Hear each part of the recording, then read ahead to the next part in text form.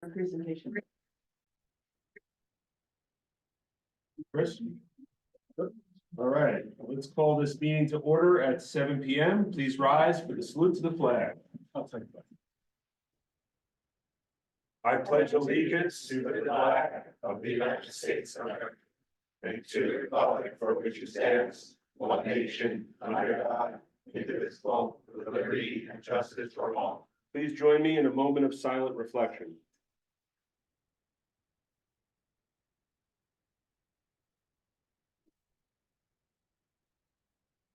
Thank you. Sunshine Law notice. In accordance with the provisions of the Open Public Meetings Act, public meetings may be held in person or by means of communication equipment to include streaming services and other online meeting platforms. This meeting is being held in person and through the Zoom meeting platform, being broadcast from Borough Hall, 748 River Road, Fairhaven, New Jersey. Public participation for this regular council meeting of August 12, 2024 is available by calling phone number or through web conference Zoom. Members of the public will be on mute until it's time for questions or comments, which will be announced. At that time, the public has the opportunity to question or comment by phone or through Zoom by the raise hand button and will be called on at the appropriate time. Notice of this meeting was included in a schedule of meetings, which was adopted by resolution number 2024-13 and sent to the Asbury Park Press and the Two River Times on January 4th, 2024, posted on the Borough website, the bulletin board, and the municipal building, and has remained continuously posted as required in the statute. With adequate notice having been given, the Borough Clerk is directed to include this statement in the minutes of this meeting. Allison, may I please have a roll call? Councilmembers Paul. Here. Pimentelli. Hoey. Here. Collins. Here. Barbara. Here. Olson. Here. Okay. So we are going to start off. I'm excited, everyone wants that piece of paper. This is what it's all about, right here. This is a tremendous honor that I have.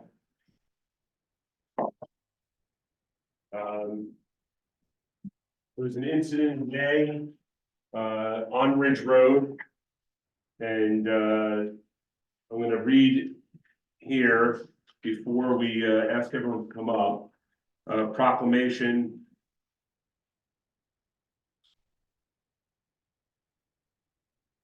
that discusses the life-saving efforts of that day.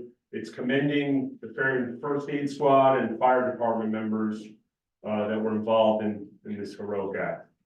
Whereas on May 25th, 2024, the Fairhaven First Aid Squad was dispatched to the intersection of Rumson Road and Buena Vista Avenue, Rumson, New Jersey, for a motorcyclist that had struck a tree with CPR already in progress.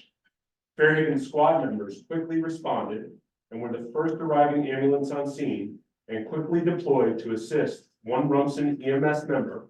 And whereas the patient was found to be in full cardiac arrest from the traumatic accident, and crew members assisted in establishing patient airway, providing CPR, and identifying immediate life threats. Through these actions, the crew achieved return of spontaneous circulation in which the patient's heart began beating independently. And whereas, immediately after this achievement, officers requested a medevac assignment to allow the fastest transport to the trauma center. Extremely quick decision-making determined that the most appropriate landing zone would be Fairhaven Fields. And whereas Station 13-1 was dispatched to set up and coordinate the safe landing of the medevac, firefighters quickly responded to the field and removed all of the recreation equipment and walked the field, removing all loose debris to ensure a fast and safe landing of the aircraft. And whereas, once the area was deemed safe for landing, firefighters established a perimeter and remained in place so no one from the public entered the landing zone. Whereas, the aircraft was safely landed in the field, awaited patient transport by Fairhaven's First Aid, transferred to the flight crew, and flown out for definitive care. Whereas, thanks to the quick action of the Rumson EMS member, Fairhaven First Aid Squad and fire department members, the individual survived his medical emergency and injuries and is currently recuperating.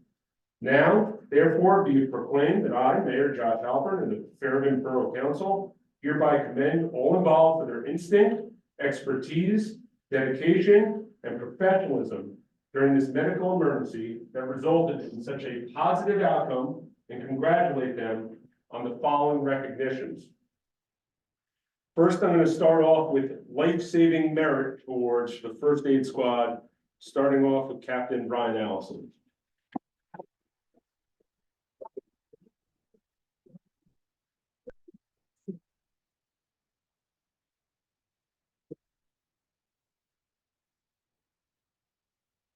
Also, life-saving merit, first aid squad, Second Lieutenant Dan Maloney.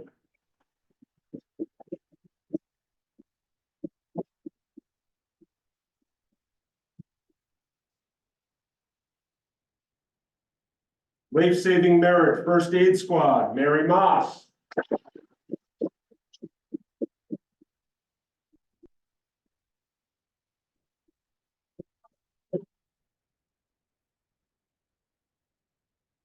Life-saving merit, Gabby Heinzelman.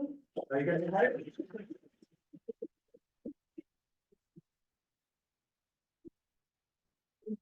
You gave two, so there you Thank you. And then one more life-saving merit, Alistair Jack.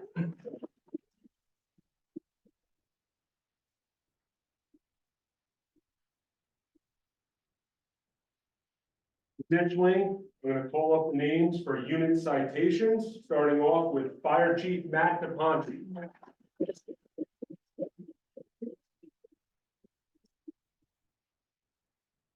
Rich Andres.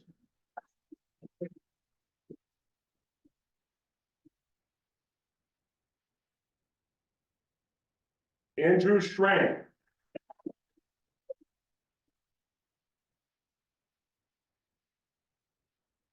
Vinnie Feeney, Fire Police.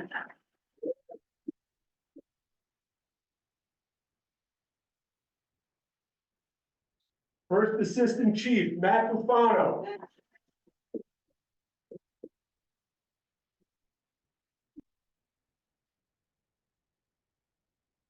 If I pronounce this right. Raphael Busgario.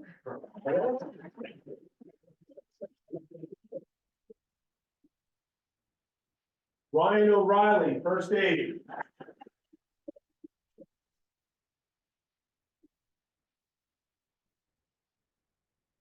Engine Operator, Tim Morrissey.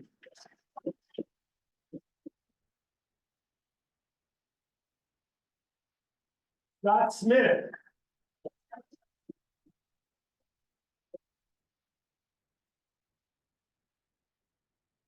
And Kathy Grabowie, First Aid.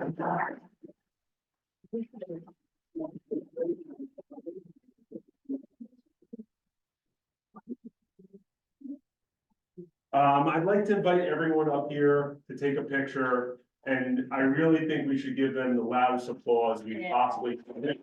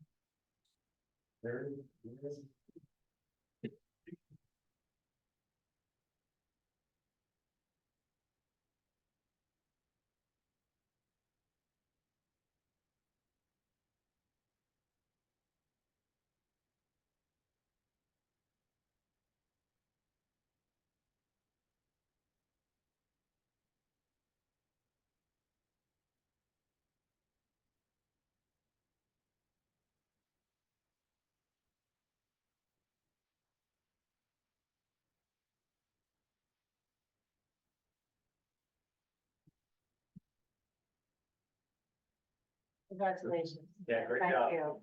Thank you.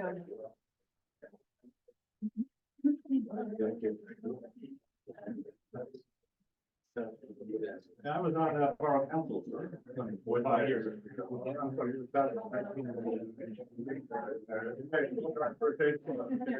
Sending a nice picture. I said I'm gonna send a picture of the gal right now. Congratulations. Congratulations. You're gonna have. I'm pretty sure your course is.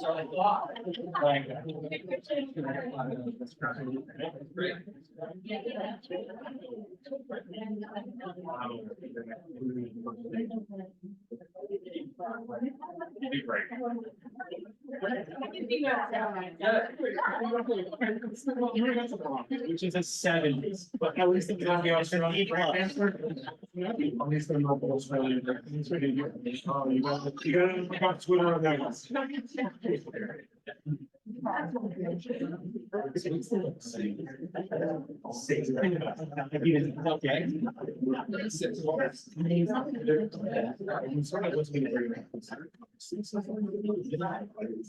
I got stuff.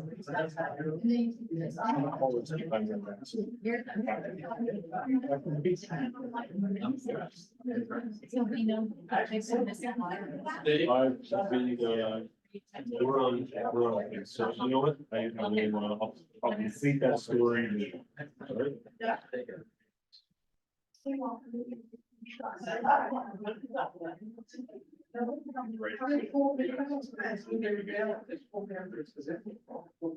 I mean, we have a solid, like a solid group of volunteers. Quick reaction. Most of that. No, we're lucky. One of the few that continue to run. Oh. Hey, Michael's texting. I'm waiting for them. Was she in? Was she able to get on there? We'll see. All right. Who else is it happening? Like there. Christina and Nancy. Yeah.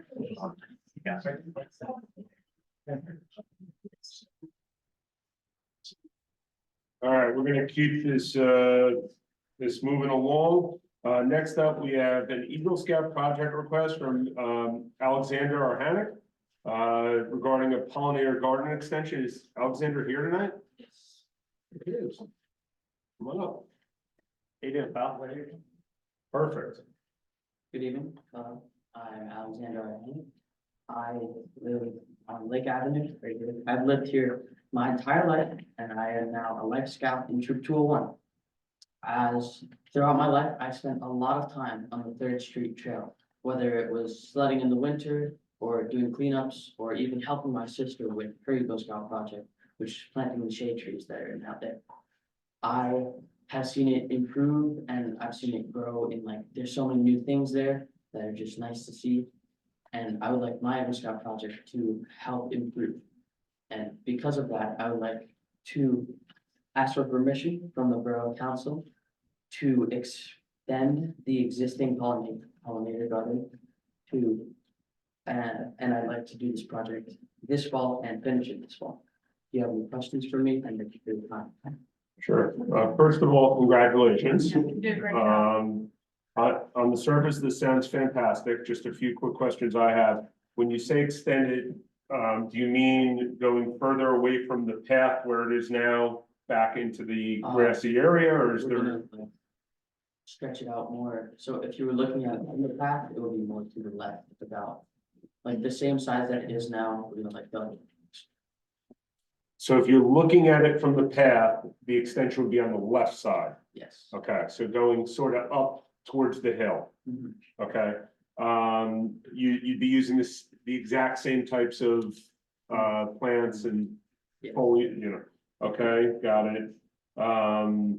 What do you need, what would you be asking for from the borough, if anything, to make something like this happen? I don't think we actually need anything from you guys, because we will be fundraising ourselves by using your car wash and also calling out from the public for donations from for milkweed and plants like that. So I don't believe we need it. Okay, I have no other questions. I have a question. Have you spoken to members of the natural area Yes, group? I've spoken to Bonnie Trisavia Uh-huh, and also Mr. Olson about it, uh-huh. so. And they're in They're all- agreement with you. They support you. Great. Just one question, stoked, love it, full support. Any lessons learned from the first pollinator garden that we could potentially apply to this as we add on? Well, we're gonna need to clear out the bottom and that planting actual plants instead of just seeds will speed up the process and make it an easier thing, an easier like job to do. Cool, thanks, Paul. I think this is great. My compliments to you on achieving this level of Eagle Scout, just being able to come forward and put a proposal. You did an excellent job and look forward to watching you do your work. And thank you. Does anyone have any motion to approve? Motion to approve. Second, all in favor? Aye. Anyone opposed? Congratulations. Great job. Will you, maybe provide a report afterward, once it's all said and done, you can send something in so we can take a look? Or even let us know when the opening is and the reveal, so we maybe can come.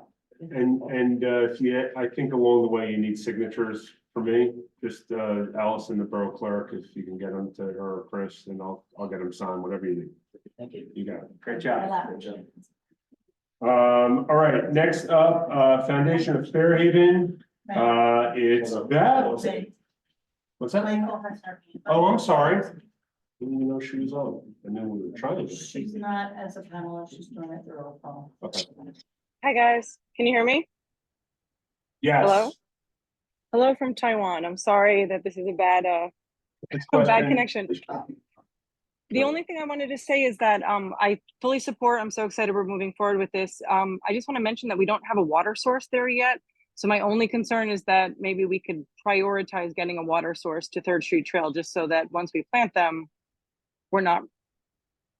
they're not gonna die. Like we can actually get water to them. So that's my only comment.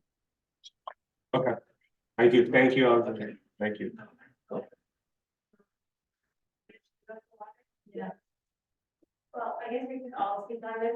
So it's actually, my son that has been supplying the water to that area. And she helped because his sister, as you were saying, she did the tree, Eagle project there. And so my friend was happy to let us use her water. And since then, that is now 2 years, that, I I think. think it's 2 years. Yes, so definitely, I know we were speaking together about ideas on how we could maybe, like, we're happy to do with the trees. We carted in water buckets at first, and we would do that because we believe it, we want it to grow and do well. But there were some ideas, for well, I mean,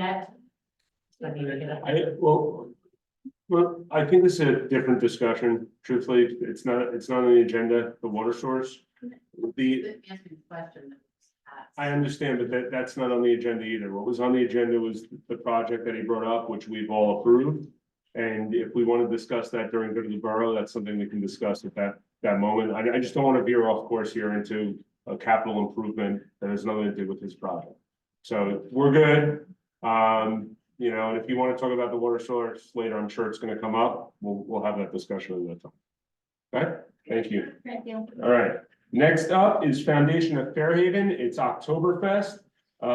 They are making various requests for September 28th. I don't know if there's, there is someone here. I'm fine. I should have remembered.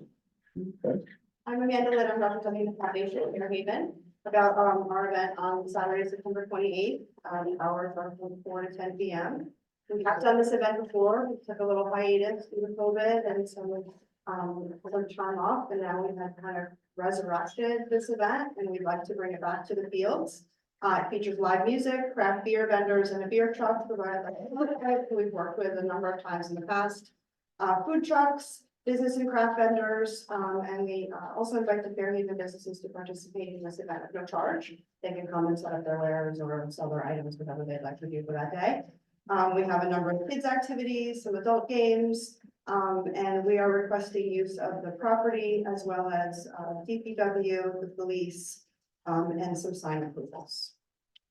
Anybody has any questions? I do have a map of the, I did make it in there. Oh, thank you. I do have a map of the site. Where this is held, it's in the Fields parking lot, unlike, I have plenty. Unlike Fairhaven Day, where we use just more of the field, we do use the parking lot. So first question, maybe for the chief, actually, with DPW making use of since they're not in the DPW, they're making use of that parking lot for parking all their, does that create any issues with this map or not? What do we do on, We worked closely with them on Fairhaven Day, and they were able to move anything that we needed out of the way, and it. Yeah, but that probably, answer for, Chris or Rich, but I'm sure I don't see why, we were down there and they, Yeah. as far as police coverage, we work really close with them, we'll get together with them, figure out what they need or don't need, and we'll help them out, and the foundation pays for that separate, so it won't be out of the borough at all, Correct. for the police coverage. Correct. But we did it before, Chris, I don't think it'd be that. I'll coordinate with Richard if that's not. Yeah, we could probably, they could probably squeeze those trucks at the, DPW site for that day or so. Okay, and then what does adult games mean? Beer pong?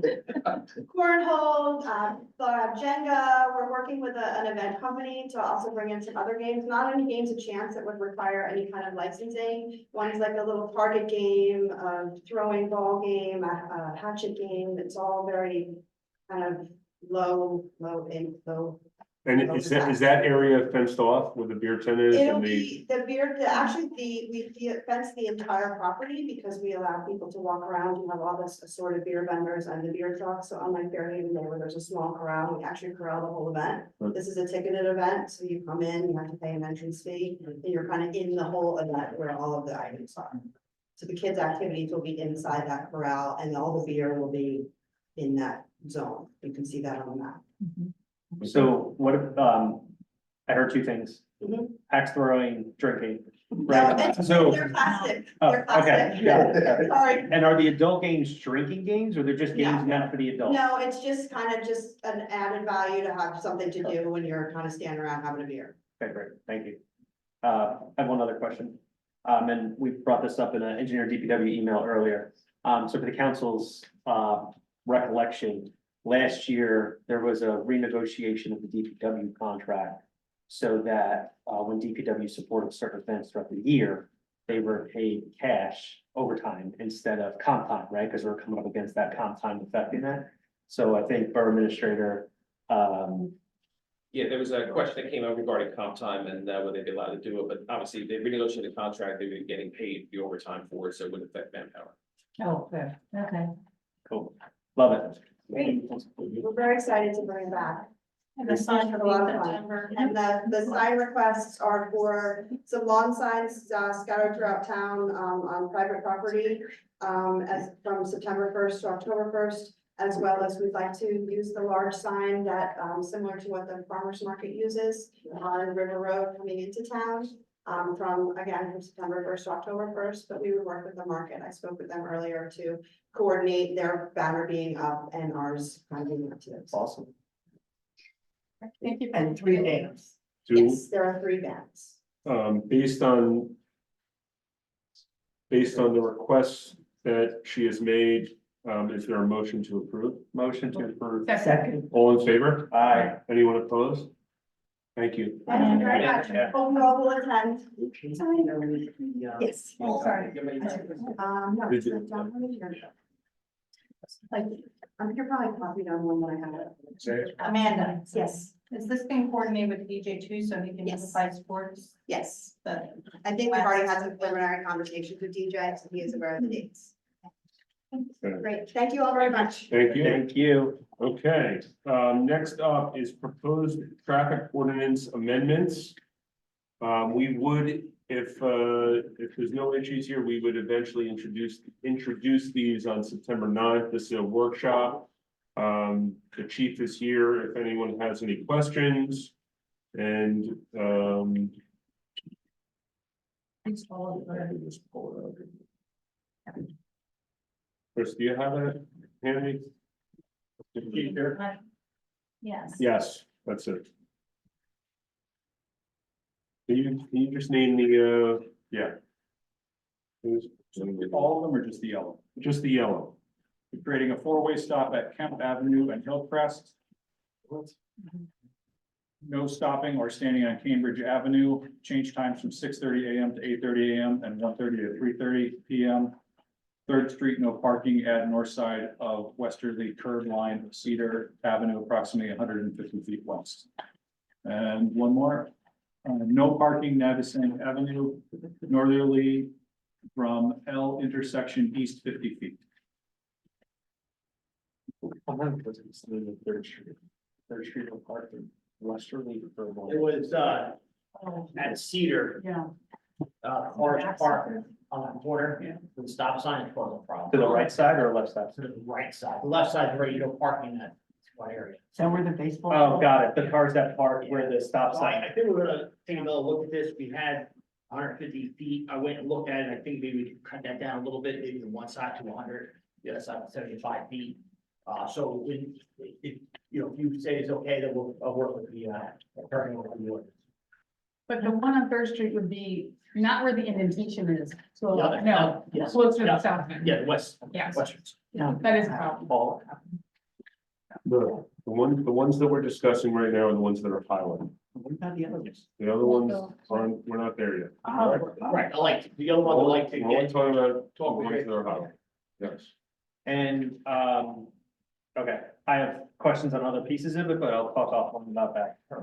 I'm good on the Cambridge ones, the current times, Yeah, I mean, the times were. you Good. gotta- Yep. you Check, gotta check. those times, yeah. understood. So we took a look, it'd be the best thing for the times. Yeah, perfect. We talked about it earlier, we said, let's wait. Copy that. So just for my own benefit, this traffic safety meeting, who's in that meeting? What's the, is it just borough people or is it county, state?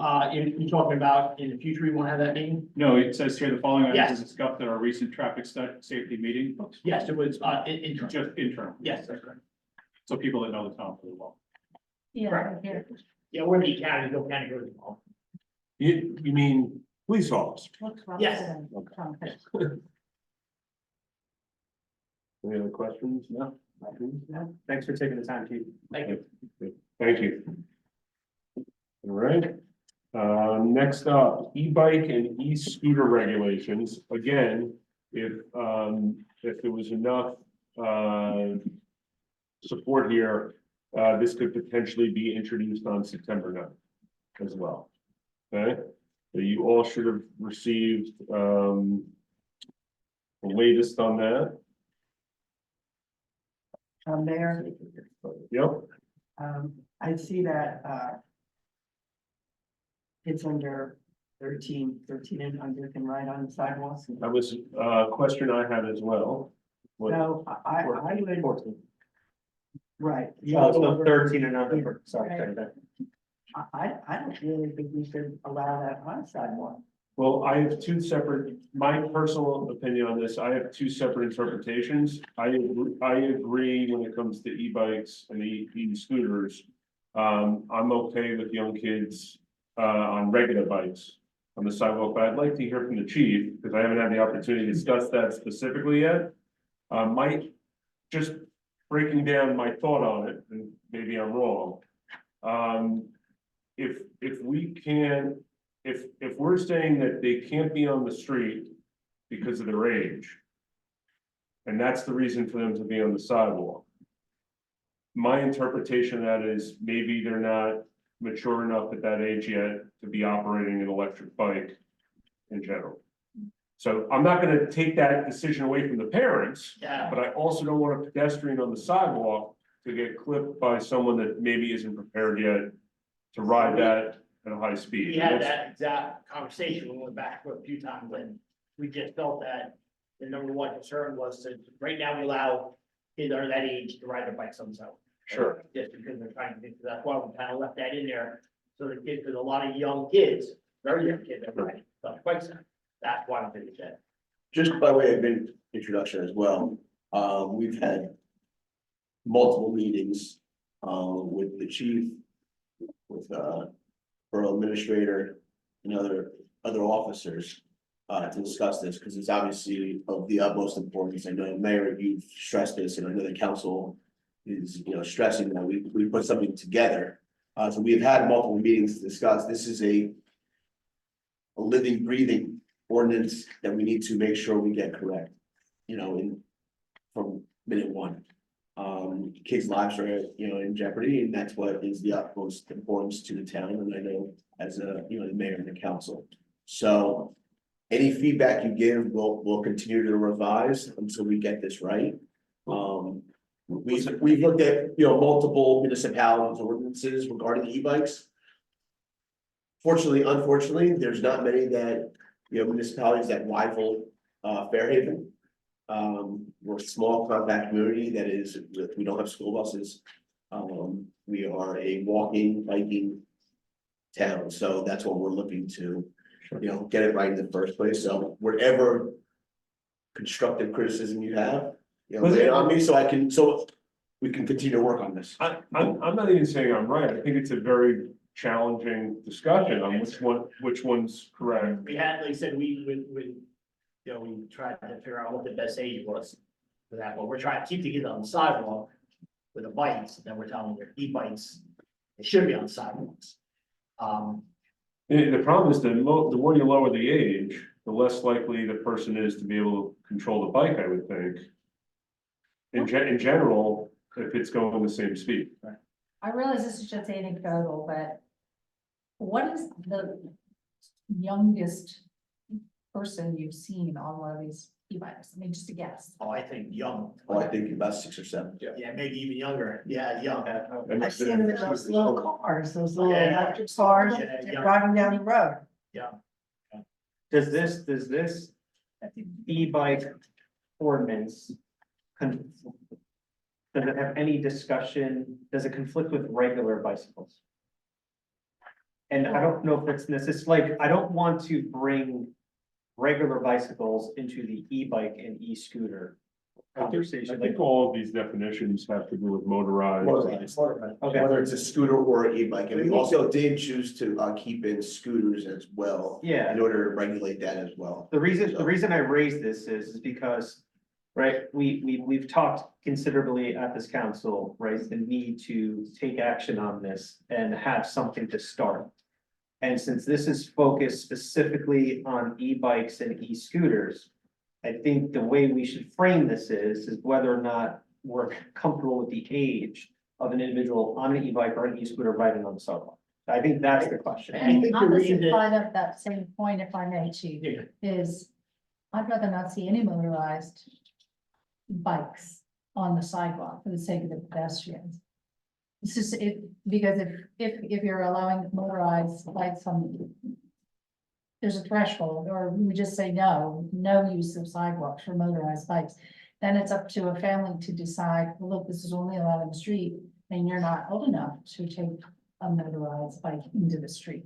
So it puts a decision where I personally feel this is at a certain extent, this is a family decision. There's only so much we can regulate or should regulate, in fact. Yeah, and sometimes we have to because Yes. to try and keep yeah. it safe. We talk, I think we came up with 13 because we were trying to cover everybody in Millwood, right? Is that kind of what we said? And no, we did it at 10 because we try to cover everyone, sickles. Sickles. But you have bikes on here that, No, on the sidewalk's 14.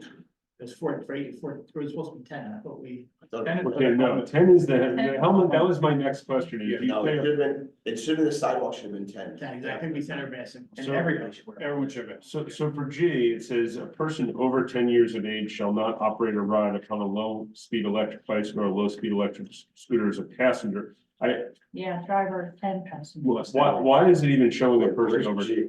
43.3 G? 43.3 should G. be everywhere. Yeah, why does it read a person over 10 years of age shall not operate? Yeah, Are we saying someone, a 9-year-old can do whatever they want? Christina. Can I chime in? Yes. Sorry, that was a typo. It should be 17. That's what the state statute says, 17 and younger, helmets are required, whether you're operating or you're a passenger. The 10 was supposed to be on the sidewalk, so So, I will make those two changes. so you mean a person under 17, not over?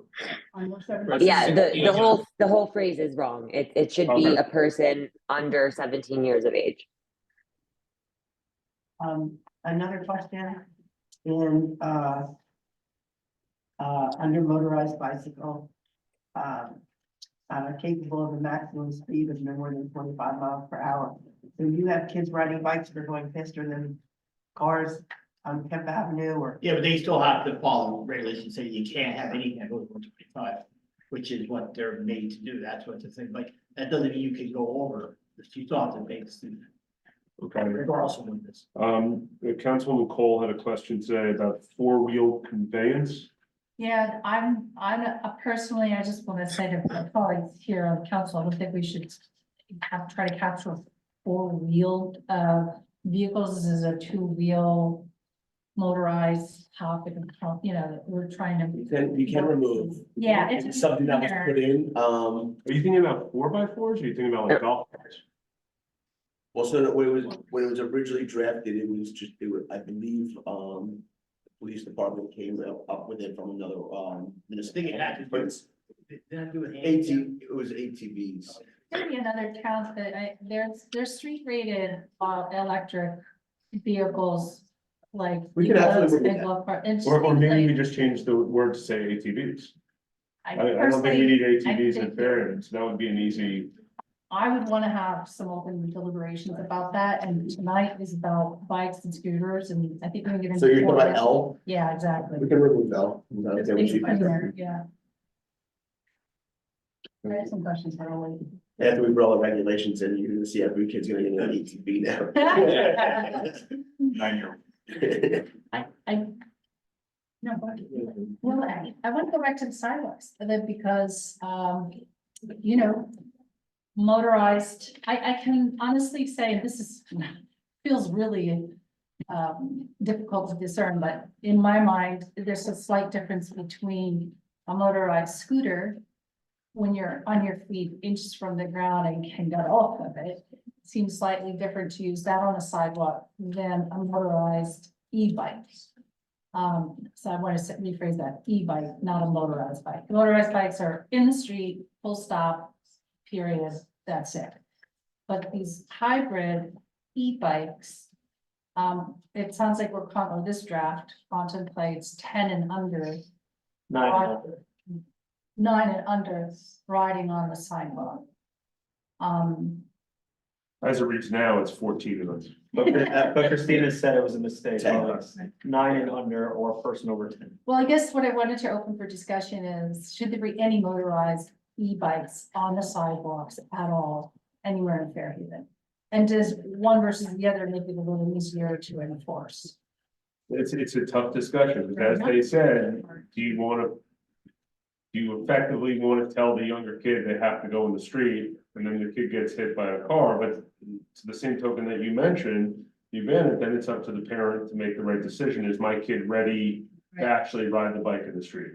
And Fairhaven is designed as a community the way you described. A third of the population is 18 and under. Parents make those decisions all the time. You know, you're old enough to walk to your friend's house, and now you can ride your bike to school. And after that, you'll be able to, in the teenager, you can ride your bikes into Red Bank. Yeah, but that's a personal decision based on the growth and development of your child and your family values. So, but what I'm suggesting is that sidewalks, and we do make allowances for bicycles. Correct. And even that is it gets a little, there's points of friction, but I want to suggest that keeping all motorized bikes off the sidewalks is straightforward, it's simple, it puts the decision-making in the home. And there's plenty of options, they can ride their regular bike to school if they need to be on the sidewalk. Just throwing it out there so we can have a discussion, it's not an easy. I hear it, yeah, and I think it makes sense. I'm just, I could see both sides of it, or who are we to say they can do it or can't do it, right? Like, who are we, like, I see both sides of it, and I'd rather err more, it's balance. Mhm. I have a couple of questions just about, well, kind of to that point, right? We're trying to keep track of age, motorized sidewalks. Like, to me, that's like a lot to keep track of, but I'm not in it every day. When we're talking about enforcement here, right? Juvenile refers to what? Someone under the age of 16? 18. Oh, 18, okay. So a juvenile would basically get 2 warnings before they get a summons for a fine. Is Well, what because we're it would go to the parents, but yes, Second warning is parents, yeah. First Second. warning. Yeah. first warning, second one, we take. First warning, second is, Right. impounding No, no, it, no. and then having the. I think Parents. the Second. second is confiscation. is No, no, impound. it says warning, and then it says, then it goes to the parent, then it says. Summons. There's no confiscation. Where? I believe Chris, I'm tracking what Kristen is saying. No, the second step is the Shall the be vehicles impounded. impounded, Right, and then you get a. then you get the fine. So so my question is this gonna be really hard to enforce? Like, who got the first warning, who got the second Well, warning, who got the? We keep track of it. Somehow we keep track. Well, no, But so like, it- but my point is that like, it's Officer John one day and Officer, Susie the next day. Well, but that was the other component that we had discussed in the meeting was actually registering all of these, and that's why we had the registration component, so we can track all of them. So if it's the same e-bike, that the same rider, same e-bike, you can track, Because we're not gonna track the juvenile's name, we're gonna track the parent's name Right, and the bike, But because how the do you bike would track- have a decal. correct, but I'm saying, how do, like, practically speaking, how are we gonna do this? File, like any other file. If your kids. I guess what my point is, I'm in favor of simplifying, so my point is, I think we get rid of the second one, I think we go A and C and A and B, and I think we gotta start holding people against, this is a life and death issue. I personally don't think a second offense is an impound, I think we go straight to a summons, I really do, The only problem with going from A to C is it doesn't say that the parent Getting notified. is Well, we can necessarily combine- notified. we can combine B and C, my point is that, like, I don't think, it's gonna be really hard to have 3 steps, I think. The other thought too behind the account. People are getting killed, right? So like, this is a life and death issue. This isn't like, this is no offense to any other ordinance that we have, but this is a serious ordinance. I want to echo 2 things that Kristen's saying, right? The first is by giving 2 warnings, I don't think that is deterrent enough. Right. And commensurate enough with what could happen with the failure to comply, right? We just had the fire department in here and first aid, and I'm not comparing a motorcycle to an e-bike, but the guy, so Yeah. I think having stricter penalty as a deterrent needs to happen, number 1. And number 2, I think asking to have these scooters registered and trying to manage it from that perspective, I think it has to be on the individual perspective, because you're saying here that there's a department file, right? Shall be made into department's files. So is there a way to see when a child, right? Because if I hop on one bike Right. and that's registered to Andrew Sobel, and then I get yelled at, and then I hop on a different bike and that's Right. registered to Kristen, Right, and so those are 2 first-time offenses, but for the same kid. right, that's. Yeah, but I think It's just we getting- could, it's we could complicated. track that in the system. I don't think it'd be that difficult. No. We do it with regular bikes, I just don't know if we can put juvenile's names in the system. So I have to just take a look. You can't put that. But you can put their People names, need to right? take this seriously, and if we have like a couple cushy ways before they get in trouble, they're not gonna take it seriously. Just so I can talk about the reasoning Yeah. when I was drafting this ordinance, when we were collectively drafting it. Was that the deterrence of having their bike taken away from them. And the parent having to go to the police station in order to retrieve the bicycle. I think is a pretty big deterrent. Yeah. And I'm speaking from both legal counsel and I have a 10 and 12-year-old boys that both have e-bikes. Yeah, but you're, not every parent's the same way, let's be honest. I understand that, but I have, I see, my kids' friends and I see the way they operate, but I think. The sheer embarrassment, my younger son is so happy to have received, he's gonna have 10 pies of pizza from Lubo soon. From wearing his helmet and obeying the laws by riding his bike in a proper fashion. And I think these things are what kids will remember. Yeah. And I think if they have their bike taken away from them and their parent has to go and retrieve the bike. I think it's an That's embarrassment. a pretty big. Yeah, I would agree. I disagree with that. I like the carrot and stick, the fact that Lupo's partnered with our PD to really Oh, I incentivize love the that. proper. I'm not knocking this, I'm just worrying about life or death. Oh, I think got it where needs- you're I think the coming from enforcement needs to be stricter. completely. I guess my only question to balance this is I agree that a parent coming down. I don't think any parent wants to come down to the police station to get a bike or do anything. But for letter A, if you're a kid and you get a warning and it's deemed not to reach out to the parents. What are the percentage odds that that kid is telling their parent that they got that warning? Probably zero. So I guess from that standpoint. That's the only part of this is, I'm not thinking it's A and C. I would say it would be B and C. Yeah. I would agree. Parents need to know. If you were gonna eliminate step. It wouldn't be the second step you eliminate, it would be the first step, because the first step is, the officer telling the kid, you can't ride like that. If you do, I'm gonna call your mom. And then the kid gets home and the mom's like, did you have fun? And he's like, yeah, Well, would you feel more comfortable then if we remove the language if deemed warranted and that the parent was notified? Yeah, I would feel better if the parent was notified on the first offense. Second Yes. offense, the bike is taken away. With that said, I think our police department is perfectly capable of having a one-on-one with a kid, like, hey, I just. Well, you also, you gotta see what the offense was too, it's gonna matter. So if I can just, What they, what Ford is saying. sorry, I didn't mean to cut you off, right? So we're trying to place our mindset into a reactive manner, right? We're trying to understand how the behavior of the child and or parent is going to change, right? Based on a potential cause and effect. We need to take a step back, right? If God forbid somebody died tomorrow, we wouldn't be contemplating on the severity of the enforcement, we would be going to the other extreme. So the way that this ordinance, in my opinion, I think Kristen, you agree, we have to look at this, we want the enforcement strict so that we're changing their behavior now before they're issued a summons and have to change their behavior. So I agree, but I think if the parent is notified. You gotta give some leeway to the police department to recognize when a situation deems notifying and when it doesn't.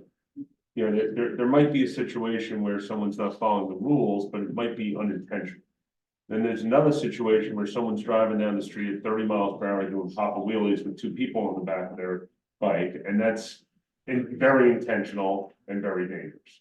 So, I think you have to balance those two things, give them the tools to do the job that they do, take it seriously, at the same time recognizing that we want to change behaviors.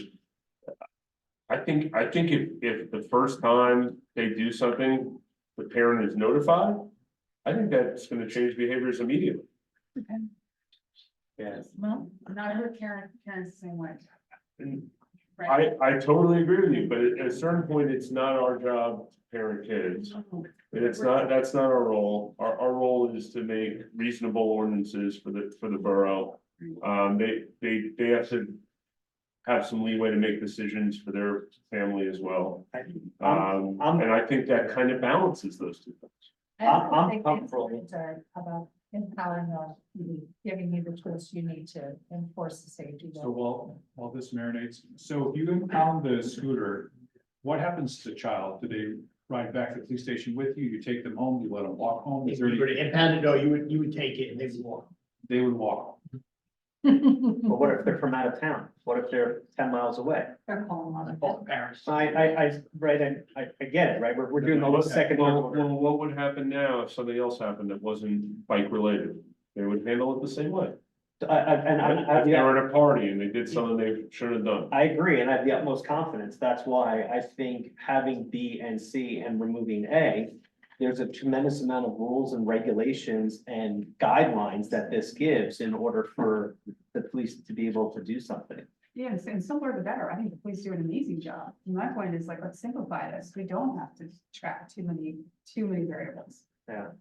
Can Michael speak? She's got her hand up. Michael, Hey, guys, just to clarify, when you say that, they're impounded, they get their bike back? Is that what you're saying? Yes, yes. unless they don't Okay, so retrieve it's it in a certain Within amount of 30 time, days. within 30 days, Michael, they have to retrieve it. Okay, so can I just weigh in here? So on the sidewalk, just to go back to that, what is the age of, that we allow just regular bikes on the sidewalk? 13? I think it's 13? under So I just- 14, right? Under 14. Under 14. So I just wonder if we should be consistent about that, just because then that gets just another rule that I didn't even know it was 14. I never knew that until the last meeting we had. So I just feel like adding another age just might confuse things. Just a thought. And then also, I don't know. I mean, Drew makes a good point. Like, are we only finding people in our town then? Or like, how does that work? Are we Oh, tracking you- everyone who ever rides You a bike? might have to obey the ordinance, it doesn't really matter. This is an ordinance within our town limits. Everyone has to Same follow. speeding in the Yeah. car. But then if like, they're not gonna have, are we tracking those outsiders as well though? Like the outside community? Well, and you. Like, how do we know if it's their second offense? You know, like they're Because we're not gonna gonna keep- be, We would keep track of it, so even if it was out of town, you would still have their name, or track it Okay. somehow, it wouldn't matter. okay, and then Tracy mentioned having 4 wheels. I just want to clarify though, there are like the little, like Tonka truck, or not Tonka trucks, like the little 4 wheels, like is there a, maybe we should put a specific speed? I think we Well, have a we're speed, but if you add 4 wheels, We're removing the four-wheel means of conveyance. wait,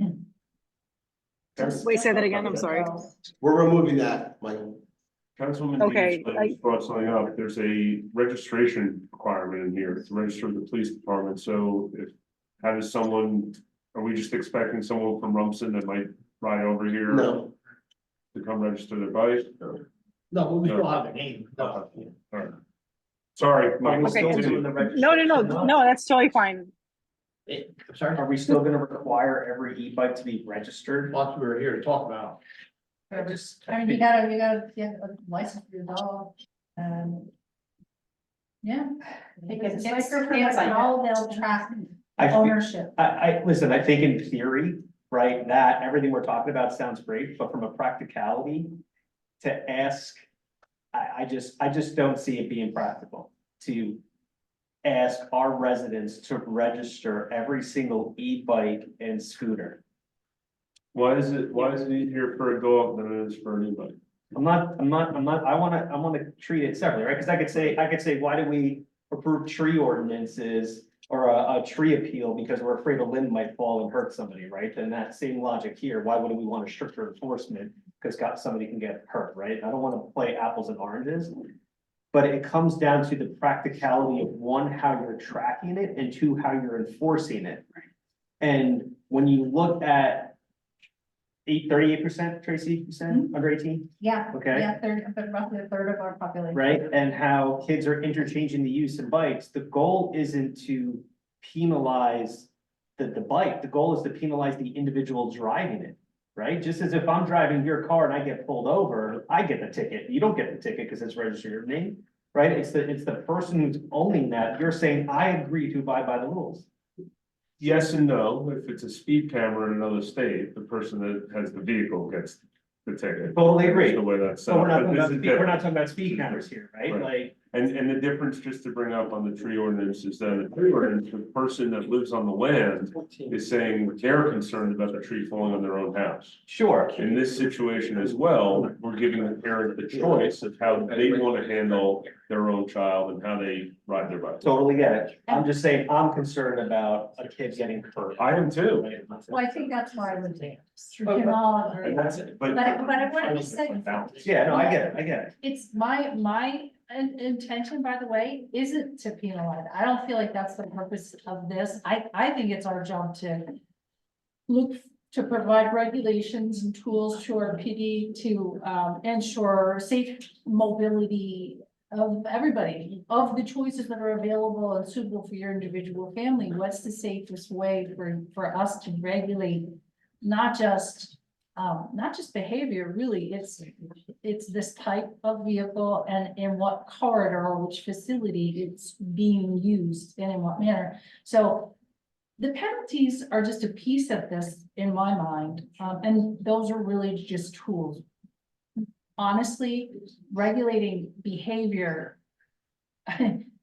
takes time. And whenever you do it with just penalties, it usually doesn't work. You need carrots and sticks. The Lupo story that we heard about last time, Chief told us, and so I just wanted to throw that out there as a thought, because we have a road network and we have a sidewalk network, and certain sections we have trails, and thankfully we're a community that provides for multimodal opportunities, because everything is very close and compact, and you can access all of the amenities and schools and churches and stuff lots of different ways in this town. So we're just looking for ways to do that safely. And I just wanted to throw that out there for context Yeah. to frame it a little. I don't think we have to register to just keep track for Okay. violations. I don't think we really need that in there. We're just trying to make it a little bit easier and just so we keep track, if it's stolen or something, but that's something that we. That's exactly what the chief just said, If, like stolen is registered, and then now we have. but if that's, one of the points, then, I mean, it's not gonna hurt if you get rid of it. If we take that out, it's not gonna. I know, make a difference too much. but I'm trying to, Andrew, to your comment, right? I'm trying to find practicality, right? Then why do we stop with stolen e-bikes and not stolen bicycles, right? And then like, we can't do everything. If we're trying to do everything, we're gonna do nothing well, right? And Tracy, I understand what you're articulating, and I think what you've outlined are multiple facets, right, to a central problem, right? You're talking about all these different aspects. So here, we're talking about the consequences specific to not abiding by this ordinance, right? Every single ordinance has enforcement and a consequence when you don't abide by the action. So what we're contemplating is the degree of consequence that we think makes sense based on what could possibly happen if somebody doesn't follow the ordinance, right? Because that's why this is like a life and death. Yeah, but it's not the only part that we're talking about, is what I was trying to. But it's the only zoom part. out. What's the part- Yeah, agreed, but it's the only part on paper right now that we're contemplating, but we have to look at the whole picture, as you're saying, right? Saying we have to look at the whole. Yeah. Right. So it sounds like there's two possibilities here based on what we just discussed, correct? There's the possibility that we get rid of A or B, one or the other, and just go BC or AC, right? The other option is to return A to read that the parent or legal guardian will be notified. Keep it as ABC, will be notified, next one impounded, third one summoned for a fine of $250. I'm just gonna throw out there, not to muddy the waters even more. I'd like that third one to be include B as well. So if they get B and their scooter is impounded, and then they get caught another time doing something they shouldn't be doing, I still think their scooter should be impounded. And the fine and the summons. I think it should be a step chart that just adds more and more to the issue. Because once we get to that point, we obviously have someone that's not following the rules and, we got to address it properly. I agree with you. So, also I'm highlighting that, because I spoke to them earlier today, the B under adult operators would be mirrored to the same $250. Right. That we have for the juvenile. So unless anyone has any other thoughts on. Yeah, so- Yeah, I think of, any ordinance, you can poke holes in it, you can't make them perfect. I like that we're trying to think of the holes and the weaknesses proactively. But my mind goes to sort of like coaching. Sometimes sometimes kids respond well to criticism and others respond well to praise. And I like having several steps and layers that give discretion to the police officers. They can read the kids, they know the situation, they know a lot of the kids. I like them having a lot of flexibility Well, of, and the police officer, you have discretion no matter Yeah. what the ordinance. No matter what. Yeah, you Correct. still have discretion. Okay. No matter. But how it's, big they it's well start. said, Brian. It should say you have something behind it, like the mayor said, if it's a kid that maybe has helmet, on, doesn't have a buckle, that's something you can just talk to them about. Or it doesn't have helmet on, but if you're doing wheelie, you're doing 35, that's a whole nother thing. So that's why you have some discretion. There's always discretion. Yeah, I like having a lot of layers. that the Yeah, there's officer can there's pick always discretion. Sort of where they want to land. They already have that discretion. Yes. Based on the law. It's just that you have, now you have Well, something back. what this does is if they choose to exert that discretion because someone's popping early or they give it a finger or because they're just blatantly ignoring it, then they can fall back on this and have the strongest tools in their toolbox in order to provide consequence. But the discretion that you're talking about, they already have. You don't need to spell it out here. Well, no, I'm saying they have discretion to dial it down, but they can't necessarily dial it up, right? Unless we provide. Unless you provide it. Yeah, that's a good way to put it, yes. Exactly. And this provides it. That's Well, exactly, that is a very good way to put it. That we would have that discretion, but this has something to fast me to for the next step. We're talking about what level we want that minimum to be, right? And is the minimum a phone, a phone call, is it whatever? But I think Josh, to move, I think you summarized it perfectly, right? I think it's AC, DC, some combination of it in. Just less steps, more impact, less steps. And you want to make it easier for you. I mean, you guys do an amazing job. There's like, 13 of you and 5,000 events. So like, how do we, Yeah, this just gives you some, something Yeah, to go Yeah, go this is back, great. and you have something, that's, yeah. you have discretion. Personally, I like either BC or I like changing A to say they will be notified and then keeping the other ones. And adding I on was to- advised to do that, man, Yeah. what you just said. That's a good one too. Yeah, I like They that. will be notified. That's what you're saying, right? They Yes. will be notified. The next one impounded Will be, will be notified. The next one impounded, the third one, does everyone agree with me that it should be impounded again on the third one or no? Sure. Yeah, go back. All right, and then the third one. Wait, are you saying they'll be impounded on both of them? Just not on A, Michael, on B. But and on B and C? Yeah, Does that seem? I don't know if we need both then. I don't know. I'm kind of on the fence about whether you need both, just have it be impounded on the third one. But they have 30 days to come and retrieve it, which means they have. yeah, to I'm not looking to make it, once they get to step three, I'm not really trying to make it a cushy situation for them. At that point, yeah, And it's all predicated on it to be tracked by per kid, not per scooter. and if it's not there, Michael, once they get to third, fourth, fifth, sixth, would they never impounded them? They could keep going and they get the summons every time, but the bike would never get impounded. I guess. Can I just add some grammatical question or thing? I think in the first line, it says, whereas the borough has seen, I think it's, like that there have been, I think it's supposed to be HAVE instead of HAS. That's very There's a specific. few of those, yeah. The only thing it's missing parking. That's the only thing I thought of. Exactly. We want to put, like, where are they allowed to park them? Well, or we're just where they can't. Where they I still can't, think you did this. This one, have you seen Yes, this? this is what I Okay. showed you last. I thought you did. Yeah. I knew I saw it. And then when we get on the police, I love this chart, as you can tell my little highlights here. Will this be added, like e-bikes be added as a separate category? Is there a thing on there for bikes? I don't know.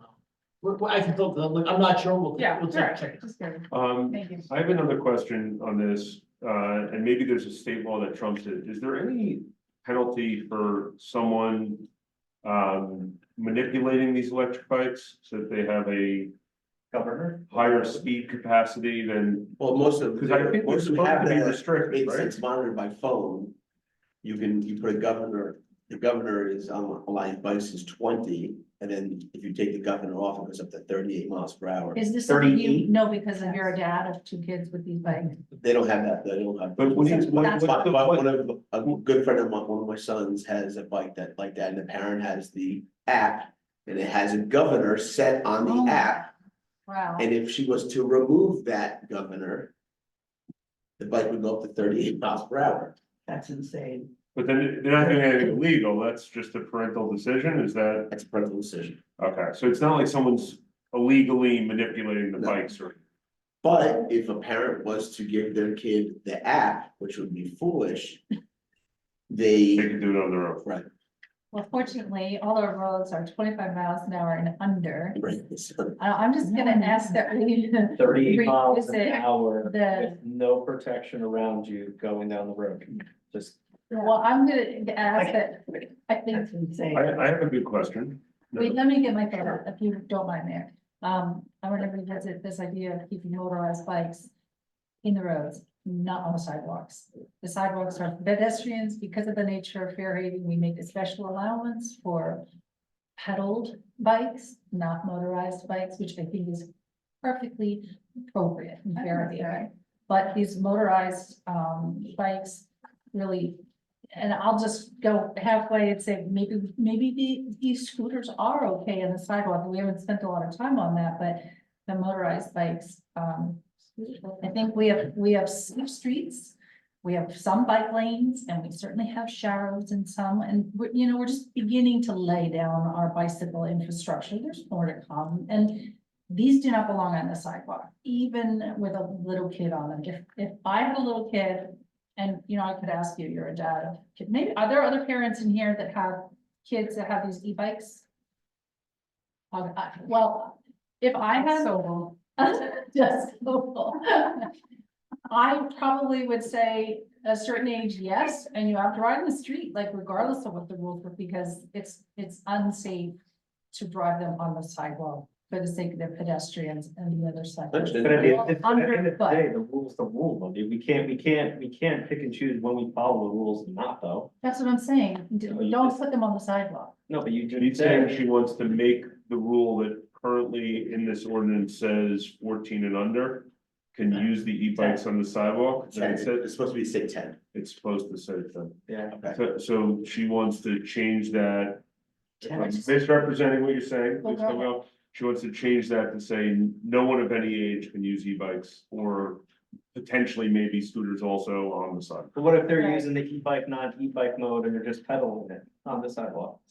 So do they use e-bikes for just pedaling? That's, A lot of them are just pedal assisted. Then it's a pedal, forgive me, I do not own one of these, I don't have to get on one of them. Yeah, it sounds like. you can, Tracy, you can use it full electric, you can use it pedal assisted like a hybrid, and you can use it pedal only. So pedal only, But like under 10 on the sidewalk is our current rule.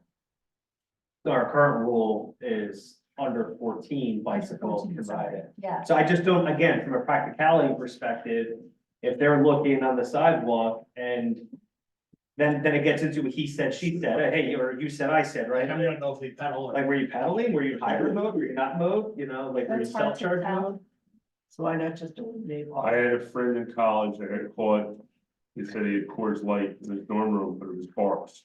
And he made the argument it was Barks. It's the same thing here with the pedaling. You don't know what the person's doing. I'm not sure it's gonna stick. what's bars? Root beer. Oh. So delicious. Well, and then maybe that's a reason for all Yeah, good the argument. bikes to be off the sidewalk. And if we need more time on this, and it sounds like we probably do. Well, the only thing I would say is, No, that's- I think we need to, this one discussion seems like something that we still need to figure out, and I don't mind having side conversations in the 3 weeks up until the next meeting. To get something together so that we can introduce a workable Yeah. package, just because I don't wanna, Yeah. we don't wanna wait, yeah. So if that's all right with everyone on that one point, I'll talk to everyone, just see where the consensus is. Maybe we could also put a limit, say, if you have a motor assisted e-bike, electric e-bike, and you cannot go over so many miles per hour. So if you had a bike, you'd have to go slow on the sidewalk, and you could do something. Do these bikes have, odometers on them? How fast can a kid ride a regular bike? Well, I can ride really fast.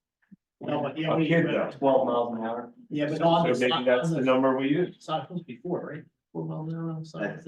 There's no kid abiding by 4 miles an hour. I was like 4 miles an hour. You can't hold them to a miles per hour. Yeah, but let me just say, if you make it 4 miles per hour, then you have discretion, Exactly. correct? Like, even if you made it a little more, you'd have discretion, you had the kid going 20 on the sidewalk, obviously that's outrageous. If you have them doing 5, that might be okay. My last question is, you said that they have not to bad. follow the traffic laws, right? Correct. All right, so now you have a 15-year-old kid that doesn't have a permit, doesn't have a license, they're driving past the speed limit. Are you giving them a ticket for speeding? You can't because they don't have a license. I'm assuming you're No, using. in that case, if it's a It's reckless. violation of. You're going to letter A? If you're a violation of Title 39, at 88, you can get something. Oh, okay. So, right, am I correct? We discussed- So those traffic laws Yeah, no, would trump That's correct. this. Right. Title 39 reference. If Love you it. could have a 12-year-old kid driving a car. Yeah, and you stop, and you and he could- gets, right? He doesn't get points, right? But like, Yeah, but you get you won't, they delay you get your license. Yeah, you're. Yeah.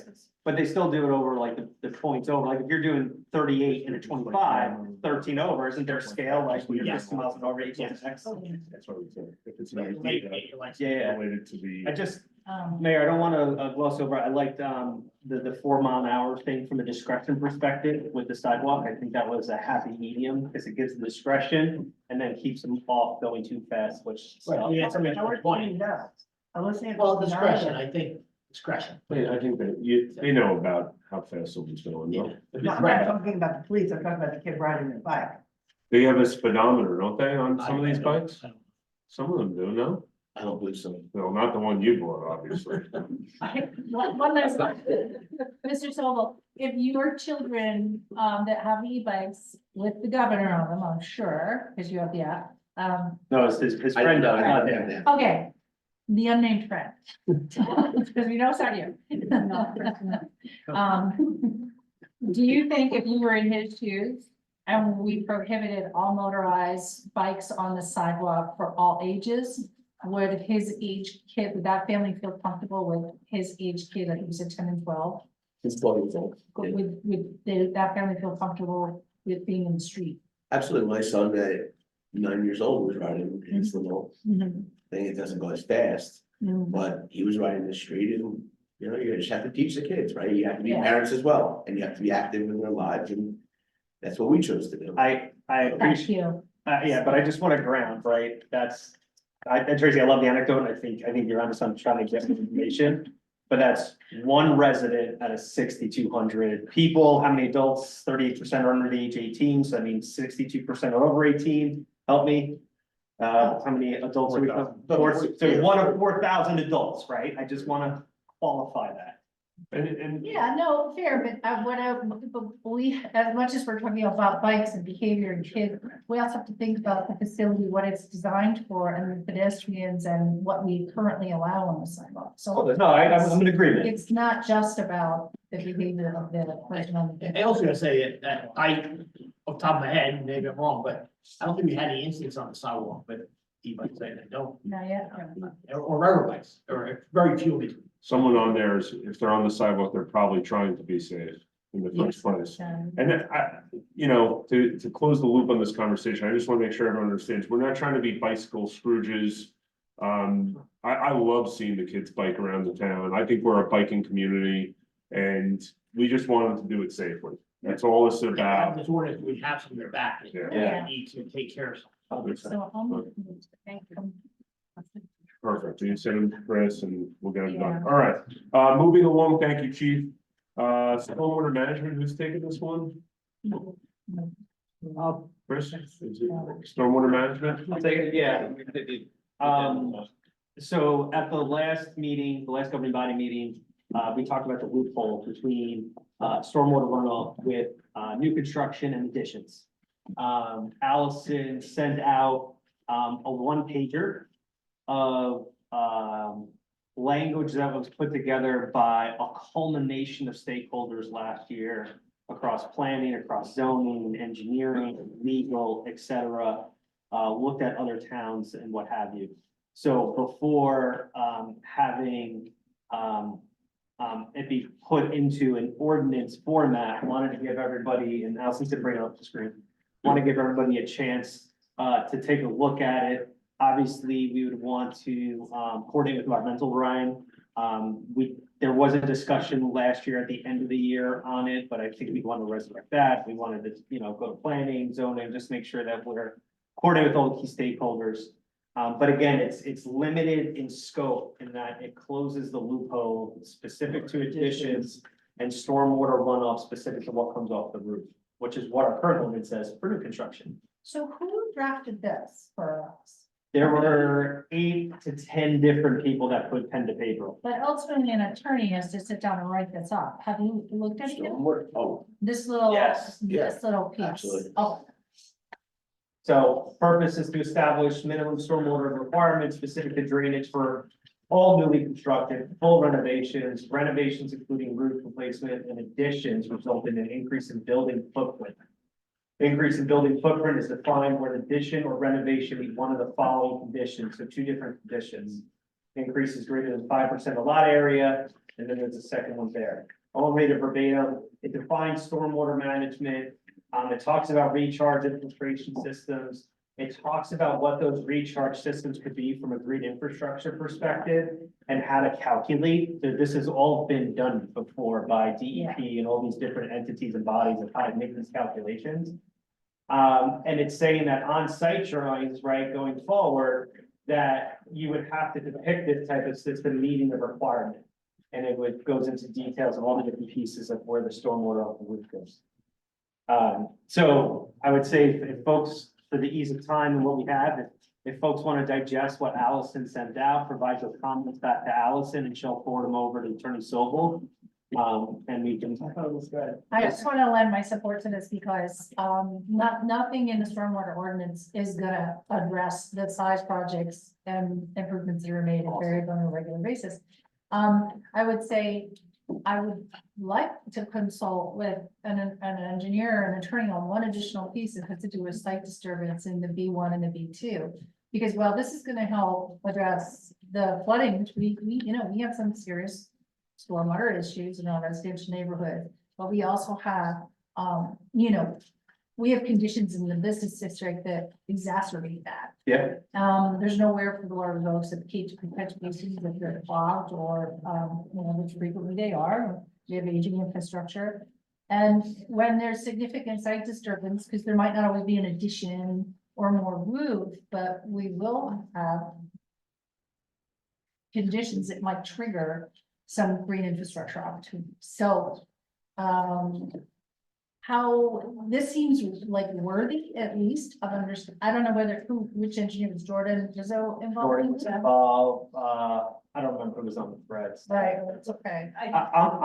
Nick was involved. So maybe we could just get with Nick so we can see about writing that one addition. And there might be something easy to grab. So Yeah. I don't want to slow this down. I think if it makes sense to Yeah. throw in here, we should, right? Because this was, I'm gonna say 5.5 months of conversations, right? Yeah. So, yeah, I think if there is a site disturbance piece that we can add in and close another loophole, Mhm. we should. so let's have Nick propose the language that he would like, and then I can incorporate it. Okay. That would be good.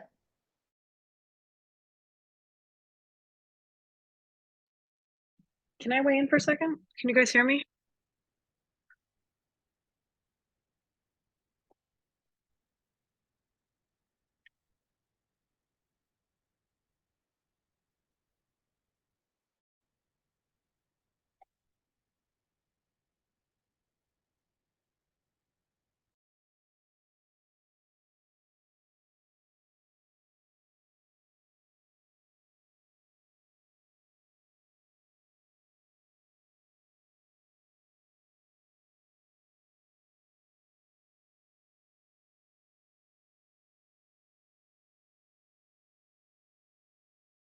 Here we are.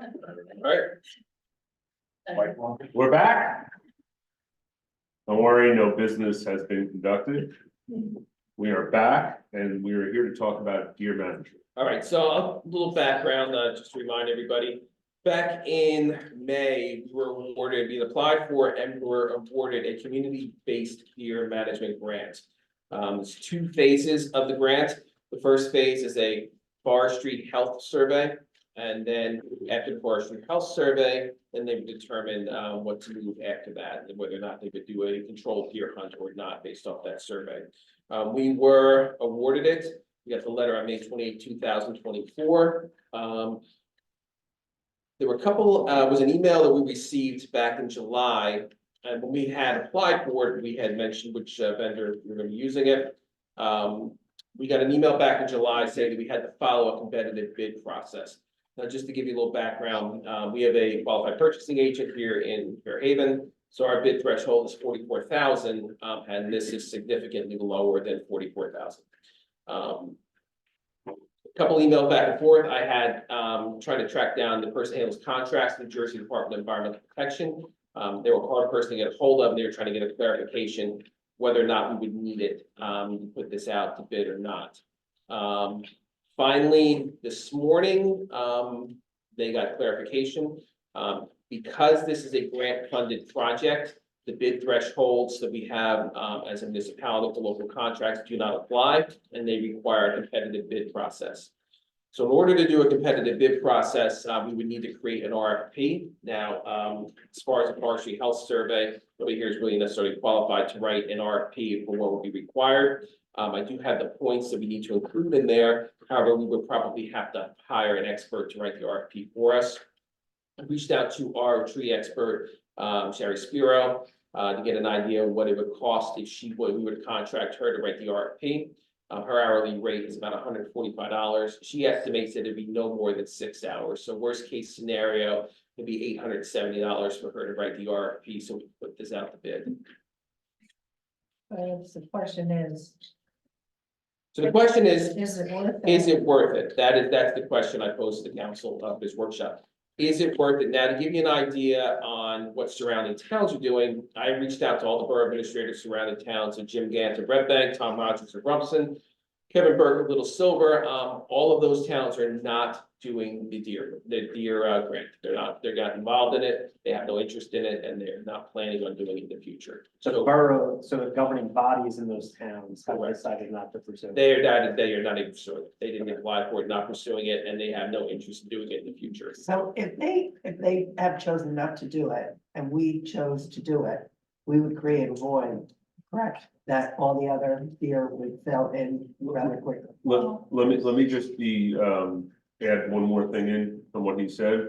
I did speak to mayors in the surrounding towns, and they do not have interest in a hunt in their towns, just so you know that. I've Yeah, spoken to them both on multiple occasions. They are not interested as it relates to what you're Right. saying. So what would be the point of us doing it? It wouldn't help us. It would just have other animals come into the void that we create. Well, the deer expert did say that they don't move much. I think it was one kilometer. Quarter mile, wasn't it quarter mile? Quarter mile, yeah, Half mile? quarter mile. You see them crossing over Ridge Road all the time, Yeah, back they'll and cross forth. the road, but basically. I'm not sure that they will spread out as much as we think in our heads, based on that comment that she made. I'd also like to throw out there, I'm trying to provide as much information as possible for everyone to, inform themselves to take a position on this. We did receive a memo from the Environmental Commission, which I think all of you got. Yeah. You In the did, packet. which was in support Yes. of a hunt. So I wanted to mention that. And obviously, I believe that we've previously heard from the Fairhaven Fields Natural Area Committee They also support. has supported as well. So, I don't know. Yeah. Can I take a slight lane shift? I wonder if, separate from the question of deer management, I know that's the idea of a forest health survey as a resource and guidance for Fairhaven might have, I would suggest it does have value for the Environmental Commission, the natural area, if there's a bird sanctuary question that we're looking into, that the resources that might come out of a forest health survey could provide the kind of guidance that our volunteers and our DPW need. I just want to throw that out there, separate from the question of deer management. We got an award for a forest health survey that might have multiple applications. So before we too closely link them, they might have some independent usefulness for Fairhaven. So I don't know how much it would actually cost in a competitive bid price, but I do know what they look like and they're helpful, these studies. So Does that grant, we don't have anything right now. does this grant do that? To give you, it's a forest health survey grant. This one is. Yes. Yeah. Yeah, What? Drew, the first phase of it, before they would even consider hunters, they would do a forestry health survey. Well, And so really, and then determine whether or not we do have a deer problem here in Fairhaven. How do they constitute what considers forest? That is a good question. Like, I don't have the answer for that. The expert would have to Like, is determine it that. all 10% of the open space, right? It's the 100 acres. I'm probably- thinking, Sure. Give or take, right? What, Probably Sobel's backyard, since he's so involved in everything tonight. So Mayor. what is the? Do you have a friend, downside? Sobel? Chris, what is the downside to the forest health service? So the only downside that could come out of it would be if they did determine we did have a bigger problem. And then we potentially have to act on that. That would be the only negative that could come out of it, that we would determine that there was a bigger problem. That came out of our forest health survey that we might have to, I don't. I know. didn't thought that we gave up any of our autonomy of deciding whether or not we were gonna authorize a culling. That was never suggested, at least in the materials that I read, that we would forfeit some of our authority to the DEP if we just authored a. No, the only thing that we would forfeit is whether or not we had a deer problem now. So if they determined through the forest health survey that we did not have a deer problem, in the second phase of the grant would not go forward. All right, but if they did, because I mean, we all pretty much know there's some deer issues Yeah. going on here. But even if the study did identify that, it doesn't obligate us to commit to culling. No, it does not obligate us to commit. Question might be if we didn't act, again, what, where that would leave us. That'd be the questions we have to investigate. We've already been told we have a deer problem. Yeah. Right, like by multiple different experts, so it doesn't change anything. My question is though, is since by, and so will Christina, help me out here. By New Jersey public contracts law, since it's under 44.6, we don't have to go out to bid. 44,000. Isn't it 44 even? It's not 44.6? Okay. All right, so since it's 44, can we ask them to cover Sherry's fee of $870? They will not. So I have a question for the mayor. You said you talked to other mayors that are not interested in doing a hunt. Yeah. Are they managing their deer in other ways? Yes, so they have, excuse me, they have private lands that maybe are a little bit more expansive than, Fairhaven. We have a few sites like that, but they have more. So they just have more residents that are willing to privately hunt and have the frontage or I don't know if that's the right word, from their neighbors. That enables them to, I think there's state rules that dictate it's like 250 yards or feet from your house to the next. So that they have, like you go to a town like Rumson, they obviously have tons of properties like that where they can do that on their own. And they also have more space, just in general, for the deer to roam. And Fairhaven, we're a little bit more compact, densely populated. Our homes are a little bit more on top of each other. You don't have those homes. I only know of one potentially that's privately hunting, and doing it legally, but, Shrewsbury does this as well. so Shrewsbury, I also spoke to the mayor of Shrewsbury. They tried this a few years ago. Their residents were pretty upset about it. And the feedback that I got was there was a minimal improvement. But they felt as if the lasting improvement wasn't worth it, but it sounds like they stopped too, so I don't. So I think on the void issue, which I think is fair, separating the 1 mile, if the other towns are addressing, they're calling privately. And we're not doing anything, our problem is bleeding into them. And so maybe if we do. So you're saying it's smart for us to let our deer? Yes, export. But maybe a responsible neighbor, if they're doing a call, we should as well, so that our deer aren't leaking there. The only other information that I've gotten since the last time we spoke also, because I tried to speak to everyone and hear everyone's position and feedback. I spoke to some hunters as well that they like to do it recreationally. I'm gonna point out that they did say that, you know, when you hit the deer, it doesn't necessarily perish immediately. So the deer, their instinct, for whatever the reason, is to find water. So, whether that means going to the river or going to pools or, you know, and, you know, sometimes that involves like they'll run for a while after they've been hit into the street. Sometimes perishing in someone's backyard. I'm not necessarily saying that, you know, if people are hunting before dawn, there shouldn't be many cars on the road, so. You know, but I just want to make sure that that wasn't something that came up in the last discussion, and even the hunters that I spoke to that were in support of it were kind of like, people need to know it's not as perfectly as presented. And just to add one thing, we haven't come from Rumson, most of the hunting on private property, you know, you hire a hunter to hunt your property, most of it's bow hunting because of the frontage. We need a significantly larger property you were not to hunt by bow. So most of it's bow hunting, and the mayor's right about that. Yeah, they don't die right away. A lot of them, they do run off, and we have had issues, you know, in the past in my former life where we did have deer that did turn up, you know, several blocks away on somebody's property, you know, with a bow in it. So that does happen, so. So one of the questions is, you know, if not a bow calling pre-dawn, you know, what was described to us by the DEP, what are our options? And this takes me back to looking for professional guidance because you know, the DEP said sterilization doesn't work, and they gave us a story about all the things that don't work, and I feel like it's probably fair research that they shared with us. But I'd like to know what our options are, because we know that it's compromising our natural resources, which are as important to our community as our good neighborhoods, our business district, and our, you know, good schools. We love our natural resources, it's part of where we recreate, so we have to take care of them. I guess this takes me back to, how do we get that kind of professional guidance?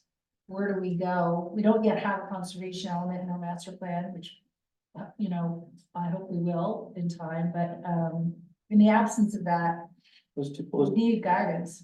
There's two inflection points that I'm hearing today, right? One is, do we want to spend the $800 and something for Sheriff to do the RFP for the grant, which would do the forestation That would, analysis, and then we need to do management, so we have a decision, like guidance we have to provide. And the other piece of guidance we provide is whether or not we're gonna move forward with the culling or whatever in Fairhaven Fields or not.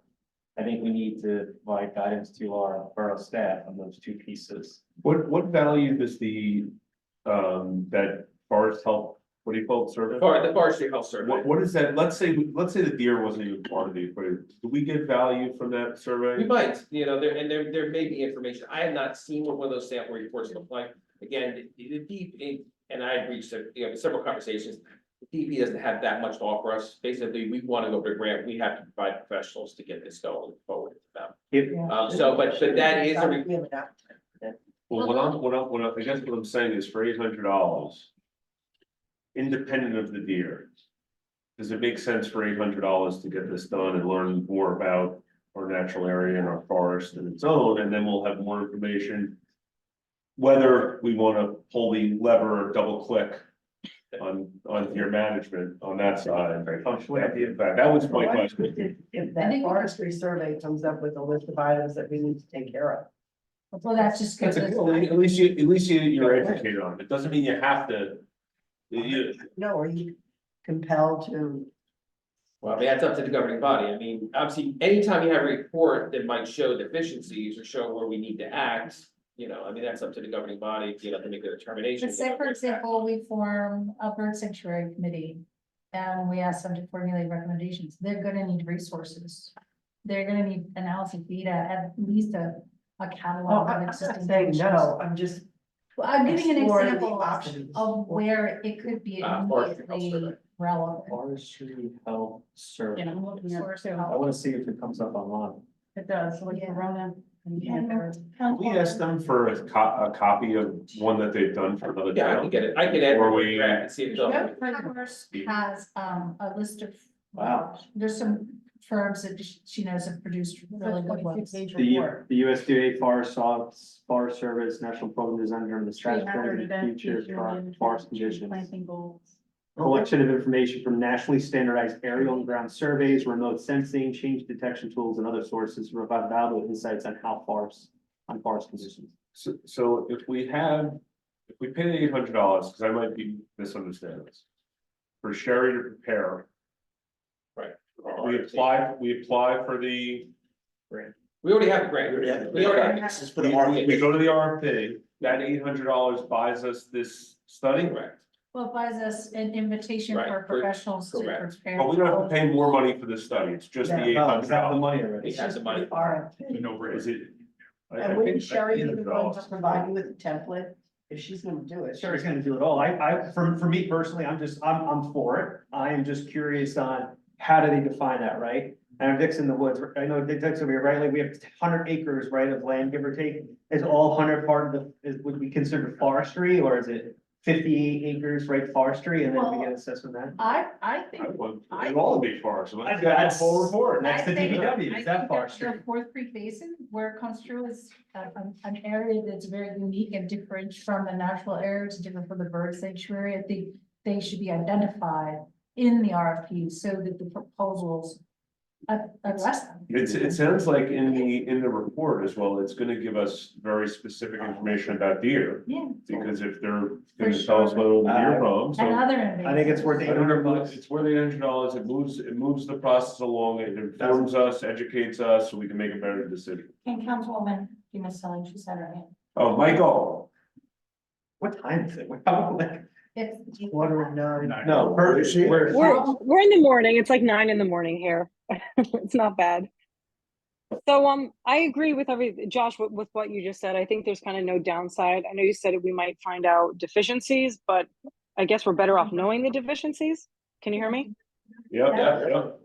So I would rather know the deficiencies, and for 800, you know, as Tracy, Councilwoman Cole was saying, with the bird sanctuary, I think that would be a good thing. And Ryan, Councilman Olson did ask, so the other towns don't want to do it all because they're able to do it on private property. Were there any other reasons why? They just, you said they had pushback from residents. That was kind of the feedback. Those probably be the two biggest parts of Okay. their explanation, yes. Okay, and I agree with Councilman Cole that I would love to know what other options there are then, or kind of what, I don't know, what other directions we could possibly go in based on the problems that we know we have. yeah, that will come out of the report. It would. So it sounds like, Do we know the timeline of when we'll get the report back?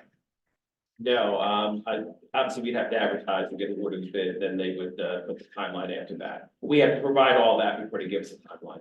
Okay. As far as what our competitive bidding process was, who was awarded it, then they can give us a timeline then as far as disbursement.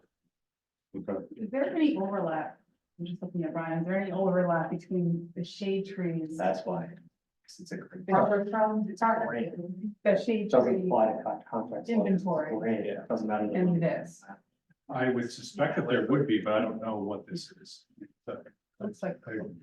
Okay, Good question. Do I, Alice, do I need a vote here? Go ahead. You could, well, go ahead. Motional, I'm gonna make a motion. Sure. all in favor? I'm gonna make, Can I just I'm gonna make a make- comment? Sorry. Sure. Hi, Nancy. So I have not looked to see if we have the funding for this. For the $800, you said. Correct.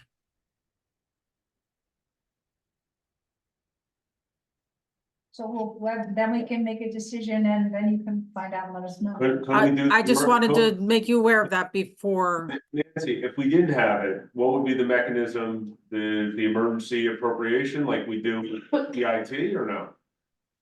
I would have to do some research on a mechanism. I don't, for $800 to $1,000, I don't know that you'd want to do an emergency appropriation, but I can look into it. real quick, Nancy, hang on, Mr. Mayor, if I may, if Chris can take this away to sync up with Nancy and see if there's $800. I'd rather do that instead of getting into emergency appropriations and all Why this. don't we just say pending Okay, I just wanted to share that before. Is satisfied, Yeah, that's. make a motion pending the budget being satisfied. So two things, right? We're gonna hold a deer hunt in Fairhaven Fields. And, Oh, Wait. no. so we're not doing that. No, hold, like, we're not gonna do it. We're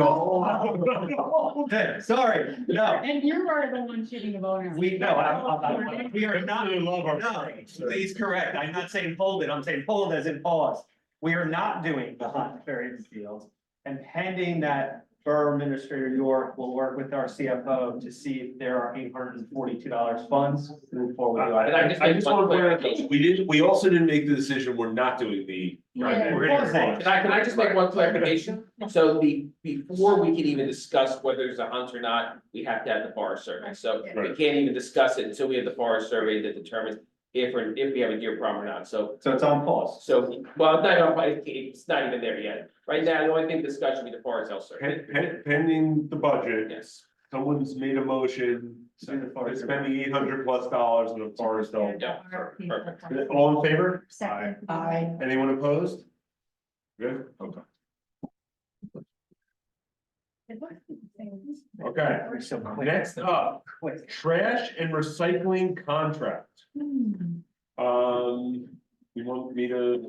Okay.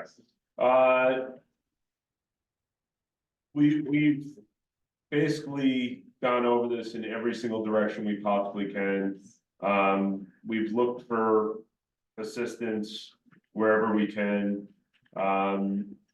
It doesn't look like we will know that we have the support we need on this. And we have to make a decision just based on the 60 days are expired. We did receive, and Nancy might be, I'm sure I'll have the number wrong, but we did receive,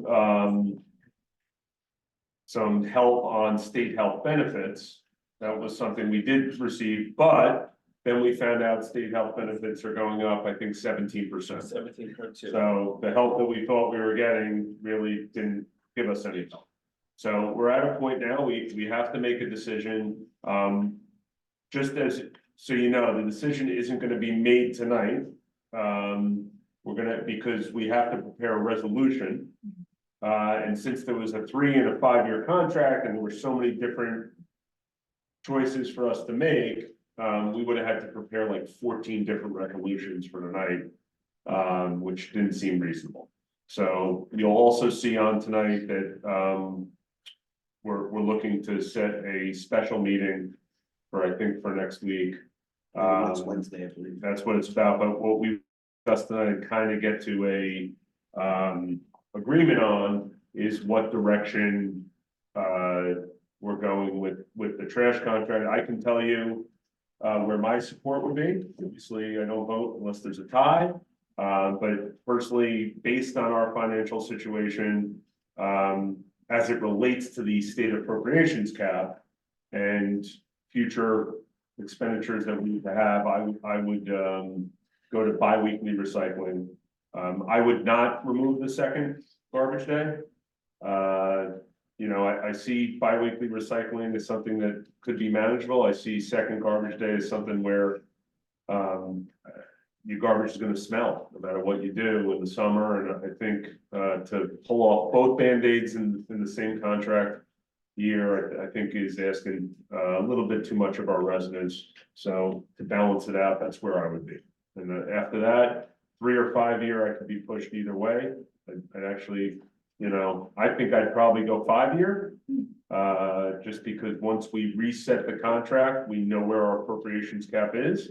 And then every year we'd be underneath it with the normal increase. And to do that for a longer period of time, I don't see this getting better. Personally, but maybe there will be some state appropriations cap relief coming, and then a shorter one might be better. Can you fill us in on how that went? Um, Or just the, where are we and what happened and. right, so what I would say is I think that there's representatives that feel as if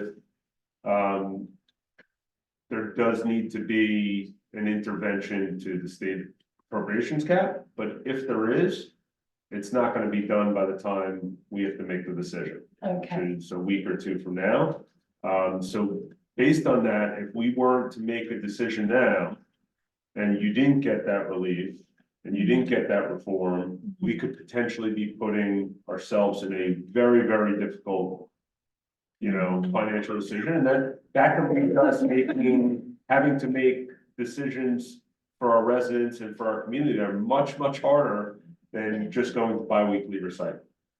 I just wanna continue to state my support for your efforts and join you wherever I can be helpful and, campaigning to remove or to make some sort of changes to the appropriations cap. I think we gotta move past it in New Jersey, so So can I summarize what you offered? Sure. Bulk pickup would be 4 times a year. Yes, correct. Bulk pickup, I think in any of the scenarios that we have, we'd be going from 10 bulk pickups to quarterly bulk pickups, which is four times a year. And remember, it was a 233% increase per pickup. Right. And then, you're suggesting going to bi-weekly recycling, which is twice a month recycling. Now, would that be? Not necessarily twice a month recycling, it's bi-weekly. I'm just pointing that out because in a 5-week month, you could potentially have 3 weeks of pickups. So Yep. every other week, Every other week, right? and would it be on the same day for all residents? I believe we had the options and we said we thought that would be better to do. We would do the recycling would be 1 day. Yep. Per resident, and I think that we were eliminating zones right, in the garbage. Right, on trash. Garbage is 1 day too. The trash would be 1 day for the whole town as well, except in the weeks during the summer, in which you would do obviously 2 times during the week. Okay. I think that's. and reasonable. the parks and the visitors you're getting picked up, that they're tied to The same. the. Yes. trash. I want to bring up one more point, just so we don't lose sight of it. We still have like a 3-month gap on our recycling center being closed. Right. And the fact that we're going to a bi-weekly schedule, which is gonna be a little challenging. The nice thing is, I think what I've been told is they think they might be able to get the recycling center open by Christmas, which I know is a huge push on all the corrugated box and stuff like that comes in. But that is something we also need to come to a solution, whether it's a dumpster somewhere.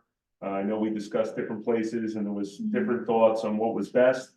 I think the waste company said that if we did tie up the box, if we broke it down and you tied it up and left it next to your recycling can, they would be willing to pick it up.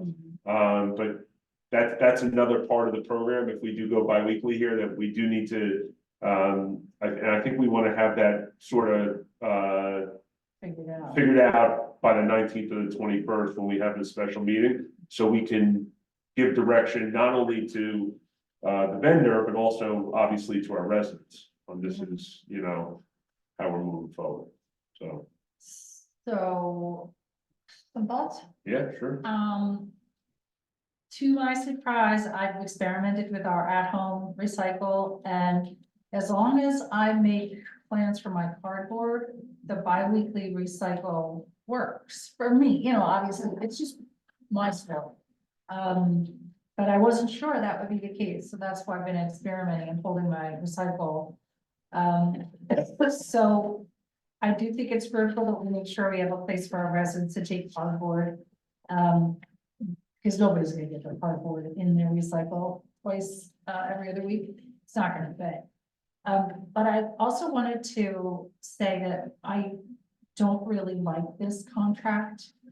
And I think for reasons out of our control, we are, we're under a lot of unusual kind of pain points. And I don't want to stay in this for 5 years if we don't have to. I think it would be in our best interest to, there's no real cost advantage to going with a longer contract. But if we did 3 years and immediately started internally talking to other municipalities, considering interlocal, deciding, do the analysis we need to do to figure out what is the best scenario for Fairhaven. And that's a big piece of work, but if we start now, You know, and Nancy says, hey, you guys, believe it or not, it's been 18 months and you should start looking at, you know, your trash contract. Let's, you know, look at it early, make sure you're planning ahead. I think we can hopefully get in a better position 3 years from now, but if not, is it possible to do 3 years with the option for a 1-year renewal for maybe? We don't have that. I don't think we can, Nancy, right?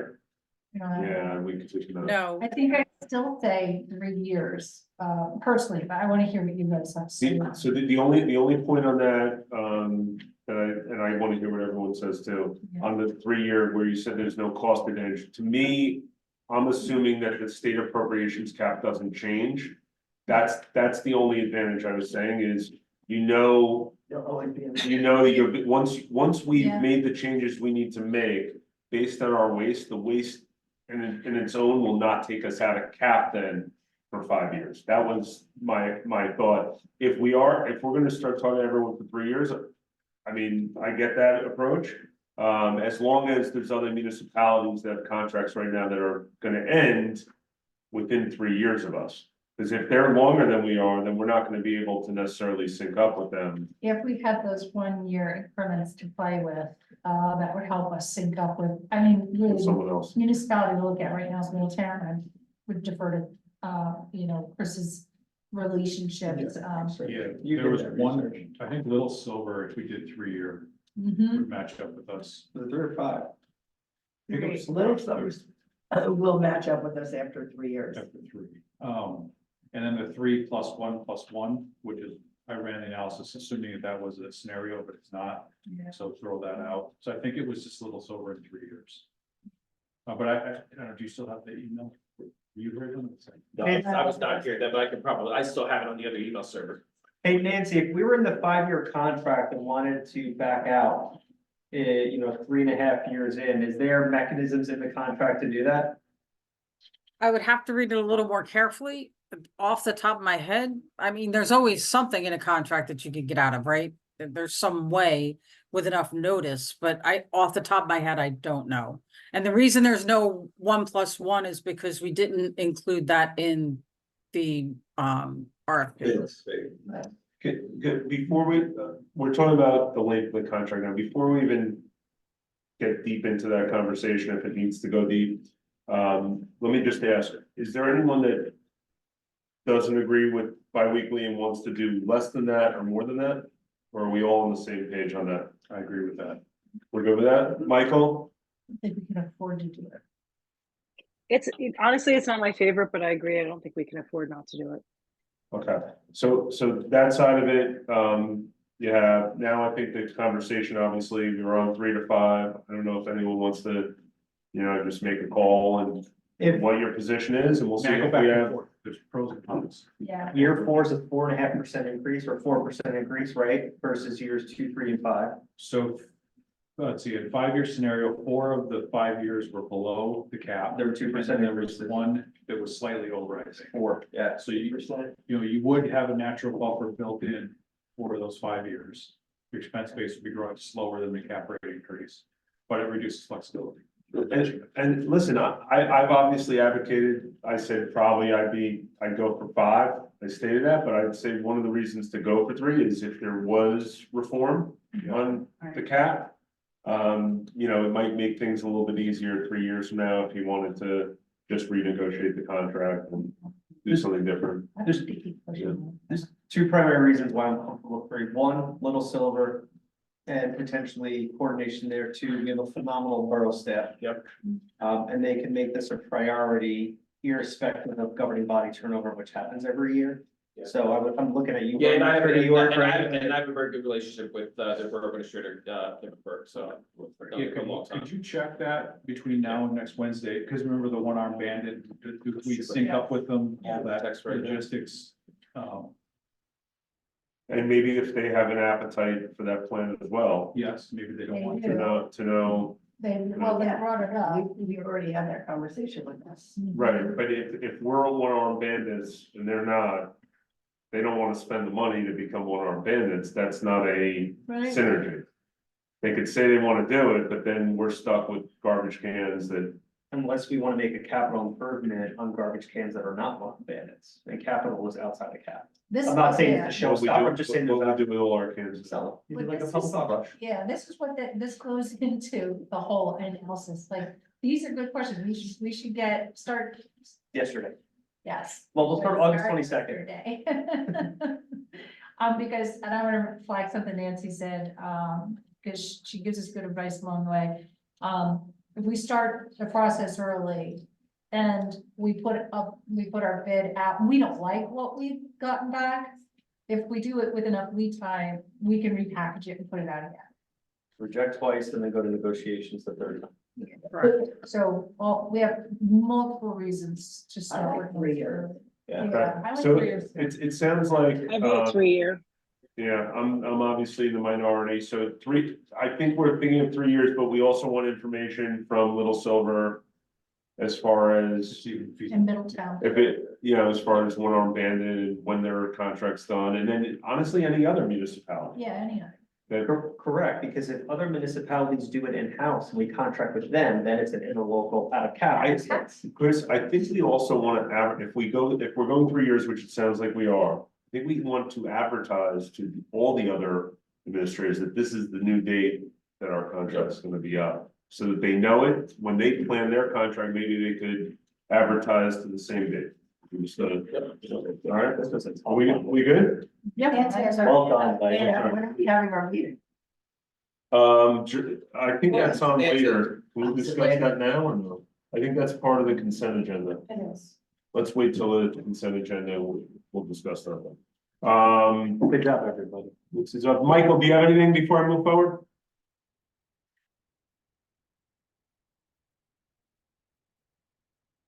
All good, sorry, yes, all good, Oh, thank you. All right. Moving along, public comment on agenda items only. Please observe a 3-minute time limit. Please stand and identify yourself by clearly stating your name and address for the record. Is there anyone in the public? Yes, Katie, come on up. And thank you for everything you do for the borough. Hello, everybody. So I actually have been very concerned. I was Katie Tesora, 126 Lexington. Can you just come closer real quick, just so they can- I am wearing 2 hats today.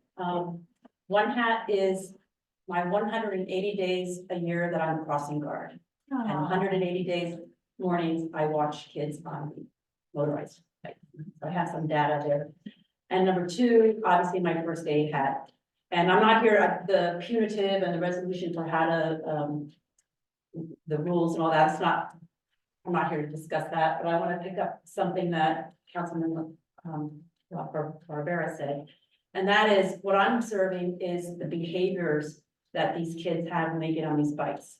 Parents have control, I would say, 8, 9, 10, 11. When you get to your 12-year-olds, the peers are the ones that are influencing those kids, as we all know, not the parents. And what I'm observing is that that impulse control, which comes with being an adolescent, is not there when you're at a certain speed. They may be well-meaning, they may think they're following the rules, they literally don't have what I learned in my Navy job, my regular job, situational awareness for understanding reaction times. Where that plays is drivers, when they pull out of places like the Acme, and you see what looks like a cute little light coming at you, you think you literally have 30 seconds to pull out. The next minute, they're there, right in front of you. And that's the issue, is that adults and kids aren't used to these quick speeds. It's a new toy. So I know we have an excellent bike safety program in the town. I think I don't know what the solution is, but I feel there just needs to be some education, something. Maybe there already is. I don't know if parents go from, hey, here's your new e-bike, have fun, be safe, or if there literally is, but before you go out, I want to spend some time with you. I want to watch you practice. I want to make sure you understand the implication. I want you to go on the sidewalk. I want to watch you go down and see what the implication is of you doing that. I'm not sure that parents or anybody give kids training, or do they? When you get, is it just a cool toy they get under the Christmas tree and then that's it? And parents just say be safe. So I don't know what the solution is, but I'd just like to propose something akin to a bike safety program, maybe more awareness, maybe there's cool YouTube videos out there. Because on my first aid hat, we are talking about this. We are drilling for what do you do? How do you remove a helmet off someone on the sidewalk? Pediatric emergency. So your first aid squad is ready, because we don't think it's a when, we think it's an if. So, By the way, so I would just like to make Not an if, sure when. that Not an there's. if, it's a when. Yes. So I just want to make Yeah. sure that the training part of this is taken on. And I have no comment on your resolution on how to, give citations and all that. Thank That's you. it. Thank you. Thank you. Chief, doesn't Lags do a bike at the beginning of every year? Like the education to do a road, it's not live, but we're doing a whole presentation. We did it Yeah. last year. Brooks does Again, it too. we did put stuff out, Do they do e-bikes also or no? well, it's all part of the same, yes, yeah, and they, we had a thing for parents, April. April, we're gonna do that again, it was put, I think, on the website. Is it in the school or do they actually take them out on the street and demonstrate or? It's in the school and in the street, they're gonna do a bike rodeo sometime, probably in September, October, is gonna schedule them, which is in the street in the park. Okay, but that's, all the students attend that. It's not like optional to parents, like you could send your kid if you want to. Normally it is optional, this year we're trying to work with the school to see. if we can do it. Beautiful. But the bike safety is mandatory in the school, the bike rodeo is something that we're trying to do this year, that we've done in the past, but it wasn't. So I'm just looking at the Safe Routes to School website that has a section about education of micromobility, especially with the e-bikes. Is that the resource that the officers use to? They used part of it, we had that meeting, last year, and they took some of that information and, we got it for the town, but they put it all together, so I'm sure some of the key. Yeah, okay, and that's good. You can probably just get more robust. Thank you, Thank thank you. Anyone else with a public comment on agenda items only? No purpose. A little bit. 263 hands for a period. First off, I want to say on the trash, I agree with the 3-year contract. I think the bi-weekly recycle is great, 2 times a week for the summer, and the bulk 4 times a year is fun. I also want to say, just for my 2 cents, that I support the year issue. It is an issue. I've had Lyme disease twice. I had triplets born in the backyard. My small property, I ended up in the hospital recently with a heart condition that they think is related to Lyme disease. It's great. I'm a 60-year-old healthy guy, but if your 6-year-old gets it or the 3-year-old gets it, it really does concern me with kids. And I know we talked about the deer don't die instantly when they're shot with an arrow and they wander away, but so does the deer that's hit by a car. Doesn't die instantly. A lot of times they linger on the side of the road and they run away. So this is just going to be a more concentrated event. Thank you. But what I wanted to talk about was the consent agenda. So apparently we're doing a reorg for DPW because we're hiring Nick as the director. So I guess I just wanted a little more information about this apparently reorg. And I just want to know if the position is posted. And I know there was an issue with staffing, but I'm just questioning, my own question is, if hiring at the top is addressing the issue that we have, if we have an issue with worker needs, we seem to be hiring at the top. And that's a management issue, that's fine. I just also wanted to know, now if we have a director of DPW, currently we have a director of DPW / engineering director. We're now gonna have a director of DPW and a director of DPW / engineering? Or is his title gonna be just director of engineering? If so, are we renegotiating his salary, being that his workload has been cut in half?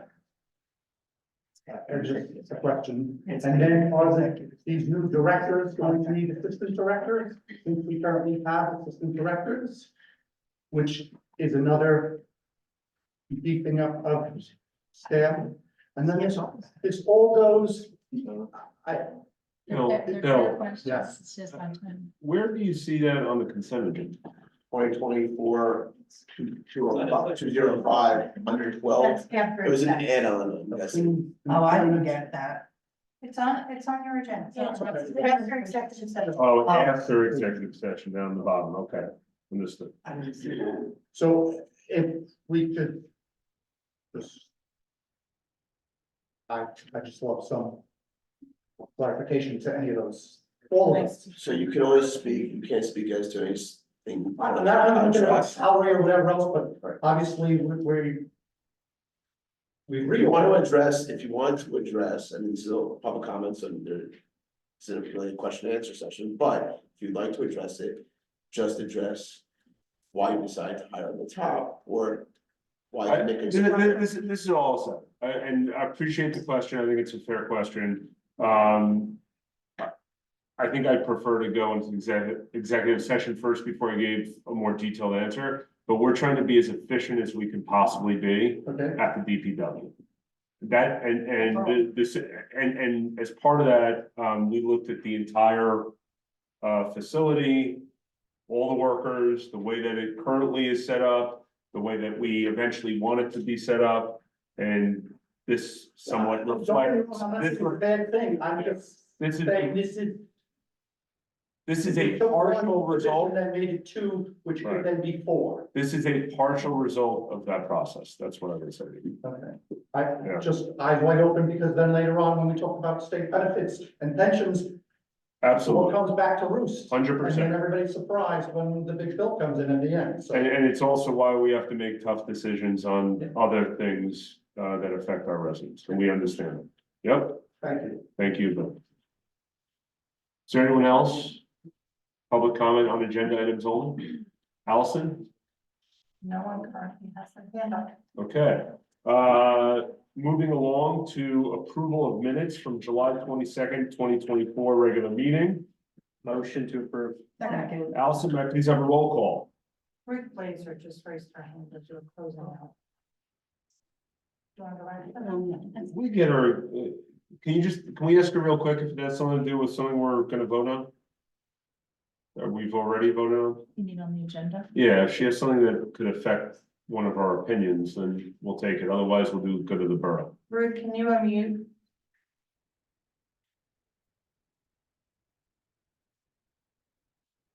Okay, yes, I just have a quick question. When are bicycles regulated so that they have to have a light if they ride at night? Yes, the new ordinance said, well, I don't know about bike, I know in the e-bike ordinance, it says that a light has to be seen from 500 feet from the front and the back. Well, I'm saying bikes in general, if you ride at night like a car, do you have to have lights? He's saying yes. Okay. A personal experience. I went to the end of the planning board meeting the other night at the building where you now sit, and I got out of my car in the parking lot. It was approximately 10 o'clock in the evening, and I was almost hit by a bike rider who came in through the wrong way through the parking lot behind Fairhaven Hardware. If I hadn't sensed he was coming, he would have hit me. He had no light. He was riding as if he was part of the Tour de France and went out around the building and out onto River Road. I don't know if he was trying to avoid the red light or what, but he was going 30 to 40 miles an hour and had no light on his bike. And that's this ordinance would give the police the tools that if they were to see that, Ruth, they would be able to intervene. Okay. And yesterday I was out and I was riding down, I think it was 3rd Street by the ball field. And I was behind this child and I suddenly realized he was on an electric skateboard. I'd never seen one before because he wasn't, using his foot to propel himself. He rode down that lane as if he were a car. He did not move. He did not ride in a skateboard lane or a bicycle lane, just kept going on his electric skateboard.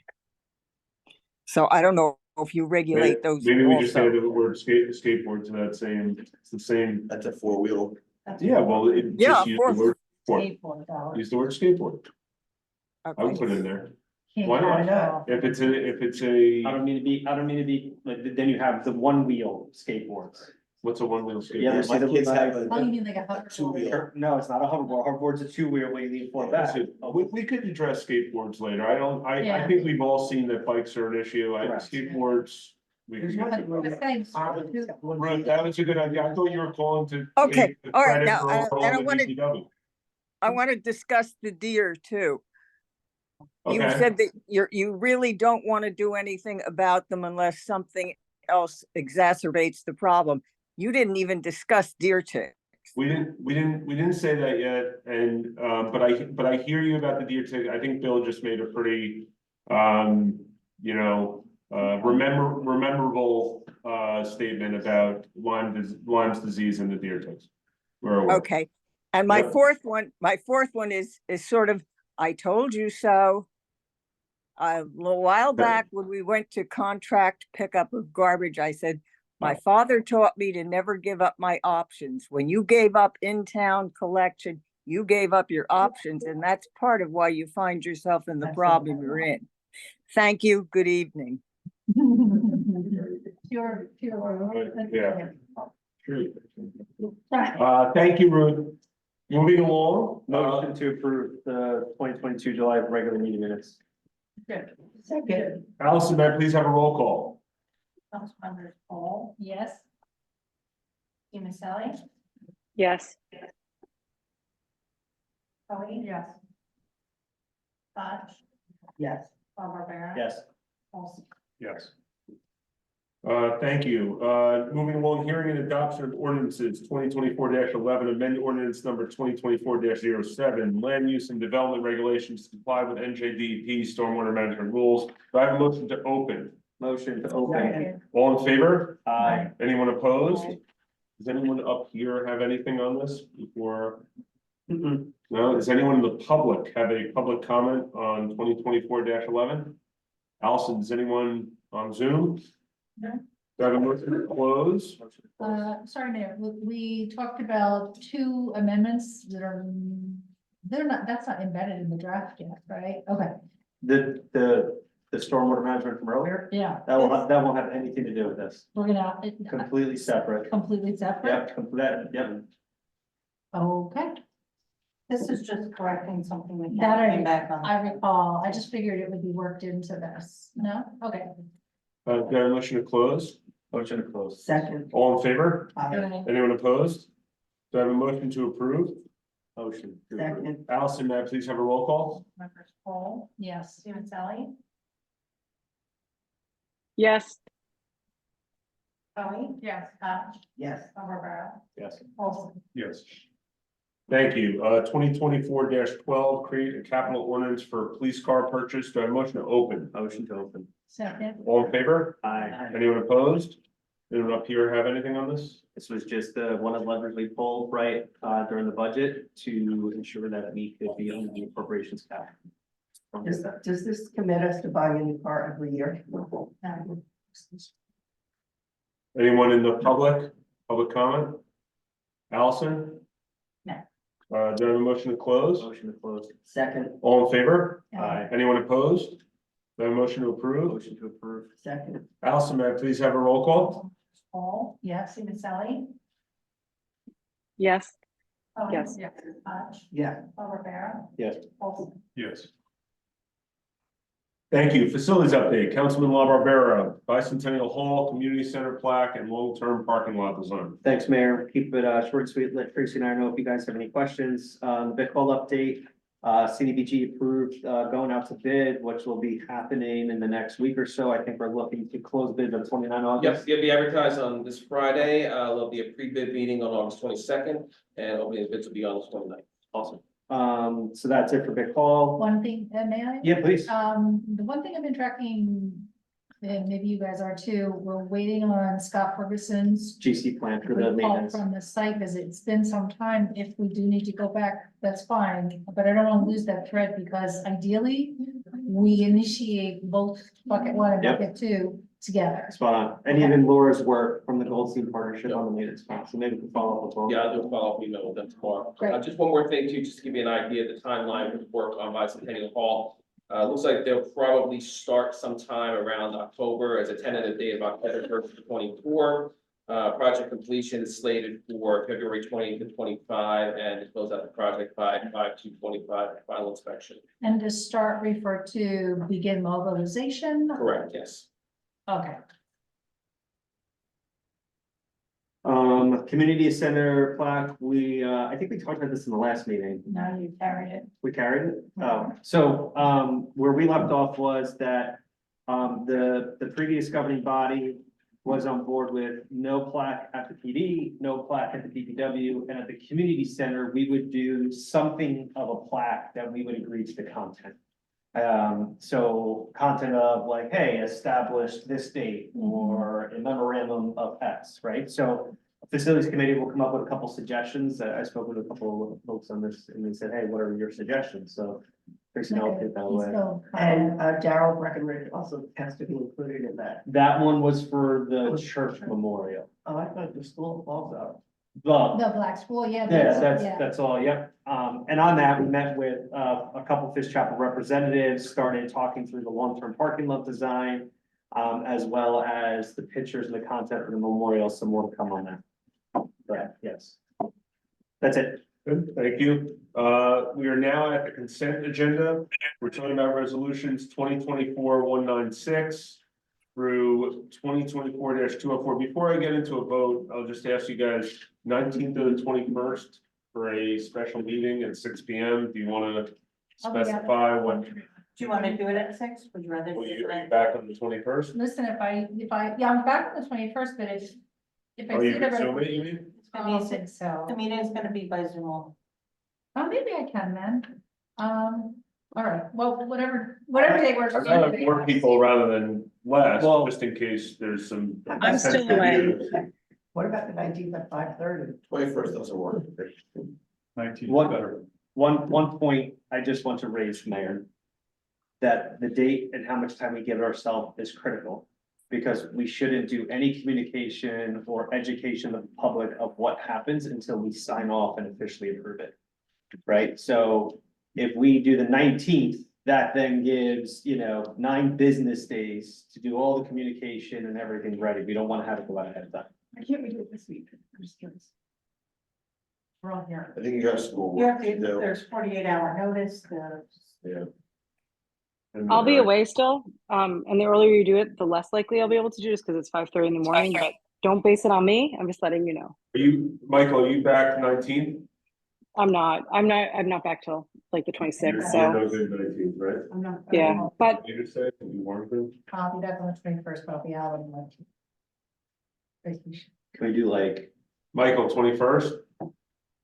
She said she's so. Which I honestly, either is kind of the same for me. I'll still be away, so there's no guarantee, but 5:30 in the morning would be a little bit tough. That would be my only thing. So later in the night would be a little easier. I'll figure it out. That's just a good day. I'll figure it out. 21st? No, you said that was bad. They say 19 is better, I can do 21st. I can do 20. I don't want to make a decision, bro, because everyone's got. What about the 20th? Calendars. Can we do the 21st, but Is earlier in the the day? 20th a conflict, Allison? Is that why you put 19th, 21st? It's planning for this. do it like The 20th 8 o'clock in Yeah, the so morning? planning board uses Zoom is Tuesday. Mornings are, unless you do it 5 a.m. for me, but. What about like 4 in the afternoon? Yeah. How about 4 p.m. on the 21st? I can decide. Fine. Yes, yes. Yeah, First of- Again, I'm worried about how much time we have, so I think the earlier the better. All right, Can we do it a little earlier? then 4. and that'll be- earlier time or earlier date. What day of the week is the 19th? Monday, It's next week. the week from today. Do like 11 a.m. You need to do 11 a.m.? I could probably do 11 a.m. on the 19th. Oh, and 19th. Do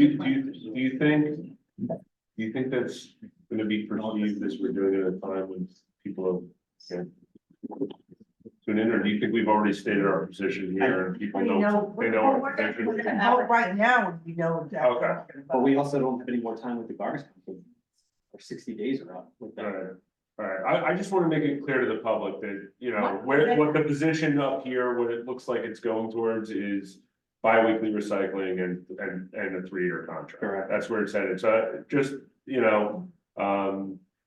that's. Let Betty and also send a special constant contact with the agenda and a copy of the resolution. We did multiple open houses, right? Okay. The 19th at what time? 11. 11? 11 I'll do it if I can, if I works. I won't work. Christine, can you do Sure. 11? Yeah. You can do 11, I can do 11, you can do 11. No, 19th and 11th. I'll try. You can get our time on the record. 19th at 11. And then Michael can. And Wait, what is it now? 11 a.m. 19 At August. 11 a.m. We're, No Monday? sleeping. We do during- 11:30. I don't think it's. Well, Yeah. do 11. You I can do want- 11:30. You guys ready with 11:30? I apologize. Yeah, but if they have- Yeah. 11:30 is fine. And can please somebody Pretty sure that I need to be there. double click and echo what I'm saying, that there should be no communications going out prior to our approval, any education. Guys, I'm not available. No one in my office will be available on Monday Okay. until 4:30 p.m. All right, you don't gotta yell. Yeah, but does it matter? If they haven't, we've already made up our mind. We need to have an attorney. Yeah. 100%. Can't get it done this week, there's no way. No, because yeah, I think you have some other questions. Borough's closed on Friday. Thinking Thursday night. Wait a minute, hold on. The problem with the planning board was at night. What about Tuesday at 11 a.m.? Tuesday the 20th, 11 a.m. Does that work? I'll make whatever happen, yeah. That's good? Problem solving. I will. Are you available on the 20th, mister? You said. Okay. I can't do it. Don't worry. I, Maybe. Allison, I can't do it before 1 o'clock. 6 p.m. 1 p.m. on the 20th? Does that work? Oh, Jesus. Why don't we coordinate offline? We'll have, because we got approved. It's August, this is the way it is. Got it. Is there a mechanism, because I mean, I know what the wording is. the Well, it's not board executive resolution. session, so you can be, are you not available at all with Zoom? Is that I what you're won't saying? be at these hours that are being discussed. How many do we need? 21st at 11 a.m.? This is for one resolution that, is there a proxy function that's allowed if I, no, all right. Well, probably. 21st at 11 a.m.? Yeah. That'll be hard. 21st at 11 a.m.? Yes, 21st at 11? Brian, What time is good for you? on Brian, the everyone 20th? agreed. As long as I thought he said he was out of pocket. As long as we have four, it's Right, fine. you can't, we're not gonna make this work for everybody, so. We're losing the 23rd and the 30th from an education. Second is Memorial Day weekend. We have 6 days to answer resident questions. Hold on, this is only gonna take 10 minutes. What about the 20th before the planning board meeting? We said that already. Tracy's no good. But do we have 4 people that can do it? 20th? Yes. 20th? 20th? Yes. 20th? Michael. 20th? I'm a maybe. All right, but we have 4. We all know, we're all in agreement. Tracy, We're all in agreement, you guys, it's okay if they're. So what time on You the can take 20th? care of the business. Yeah, we got 20. Need You wanna do 5:30? I'll do 5:30 any sounds time. You wanna do earlier? 5:30 5:30? sounds great. 5:30? Perfect. You're welcome. Can I say my one thing real quick? I'm just. Attorney Sobel? Oh, we still have to vote. No, I know, but I just want to say so everybody's on the same page, right? We cannot communicate Why are you saying that again? because when brush and leaf happened, Yes, but we're not there, we're here now, nobody's gonna do I that. know, and I just want to make sure that everybody's on the same page. Well, we. Okay, perfect. Thank you. So we're talking about resolutions 2024-196 through 2024-204 with the amendment on 201 showing the 20th at 5:30 p.m. via Zoom. Correct? Yeah. Anyone want to separate any of these? Minus 200, Minus because 200. we're not appointing. Oh, correct. 200 we're pushing to the next meeting. Does anyone want to separate anything else off the agenda? Yeah. No? Does anyone want to comment on anything? Does 202 have a rain date for the block party? The next, okay, the 20. 28th is in there? Okay. Anybody want to talk about anything else? No. Good. Anyone have a motion to approve? Motion. Second. Allison, may I please have a roll call? Councilmembers Cole? Yes. Stephen Selly? Yes. Cody? Yes. Yes. Bob Rivera? Yes. Olson? Yes. Thank you. Thank you. Department reports, July 2024. Do I have a motion to accept the reports as submitted with thank you? Motion with the thank you. Second with the thank you. All in favor with a thank you? Aye. Aye. Anyone opposed without a you're welcome? That doesn't even make sense. All right, go to the borough. Please stand and identify yourself by clearly stating your name and address for the record. Please observe a time limit of 3 minutes. Anyone want to go to the borough of the public? No, Allison, anyone on there, go to the borough? Nobody currently has their hand up. No? All right, we are going to move towards executive session. I believe no action will be taken. There's a resolution if you guys. Oh, after, when we come back. Correct. During executive session, no action. will be taken. Well, there will be action taken. We're coming back to you. Executive session. We're coming back to you with the action, right? Yeah. We are coming out of executive, you're gonna do your action, if so. Potato, potato. Whatever. All right, with that being said, we're gonna move to executive session, 9:31 PM, motion? Motion. Second. All in favor? Aye. Thank you. Hold on. Sorry, Alex. All right, hold on one sec, we're gonna open up those doors, Barry. What are you?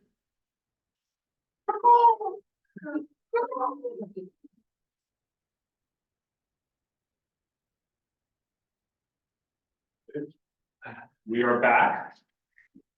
And we are going to, resolution 2024-205. Approved employment contract for Nicholas Portucci, Director of Public Works. Do I have a motion to approve? Motion. Second. Allison, may I please have a roll call? Councilmember Paul. Yes. Howie. Yes. Hunt. Yes. Rivera. Yes. Olson. Yes. Thank you. New Gaga pit at McCarter Park. Go play some Gaga. Funded totally by the PTA. Go play some Gaga. Do I have a motion to adjourn? Motion to adjourn. Second. All in favor? Aye. Anyone opposed? Good night, Fairhaven. Everybody. How'd it turn out? How do I turn Okay. Oh, it's beautiful.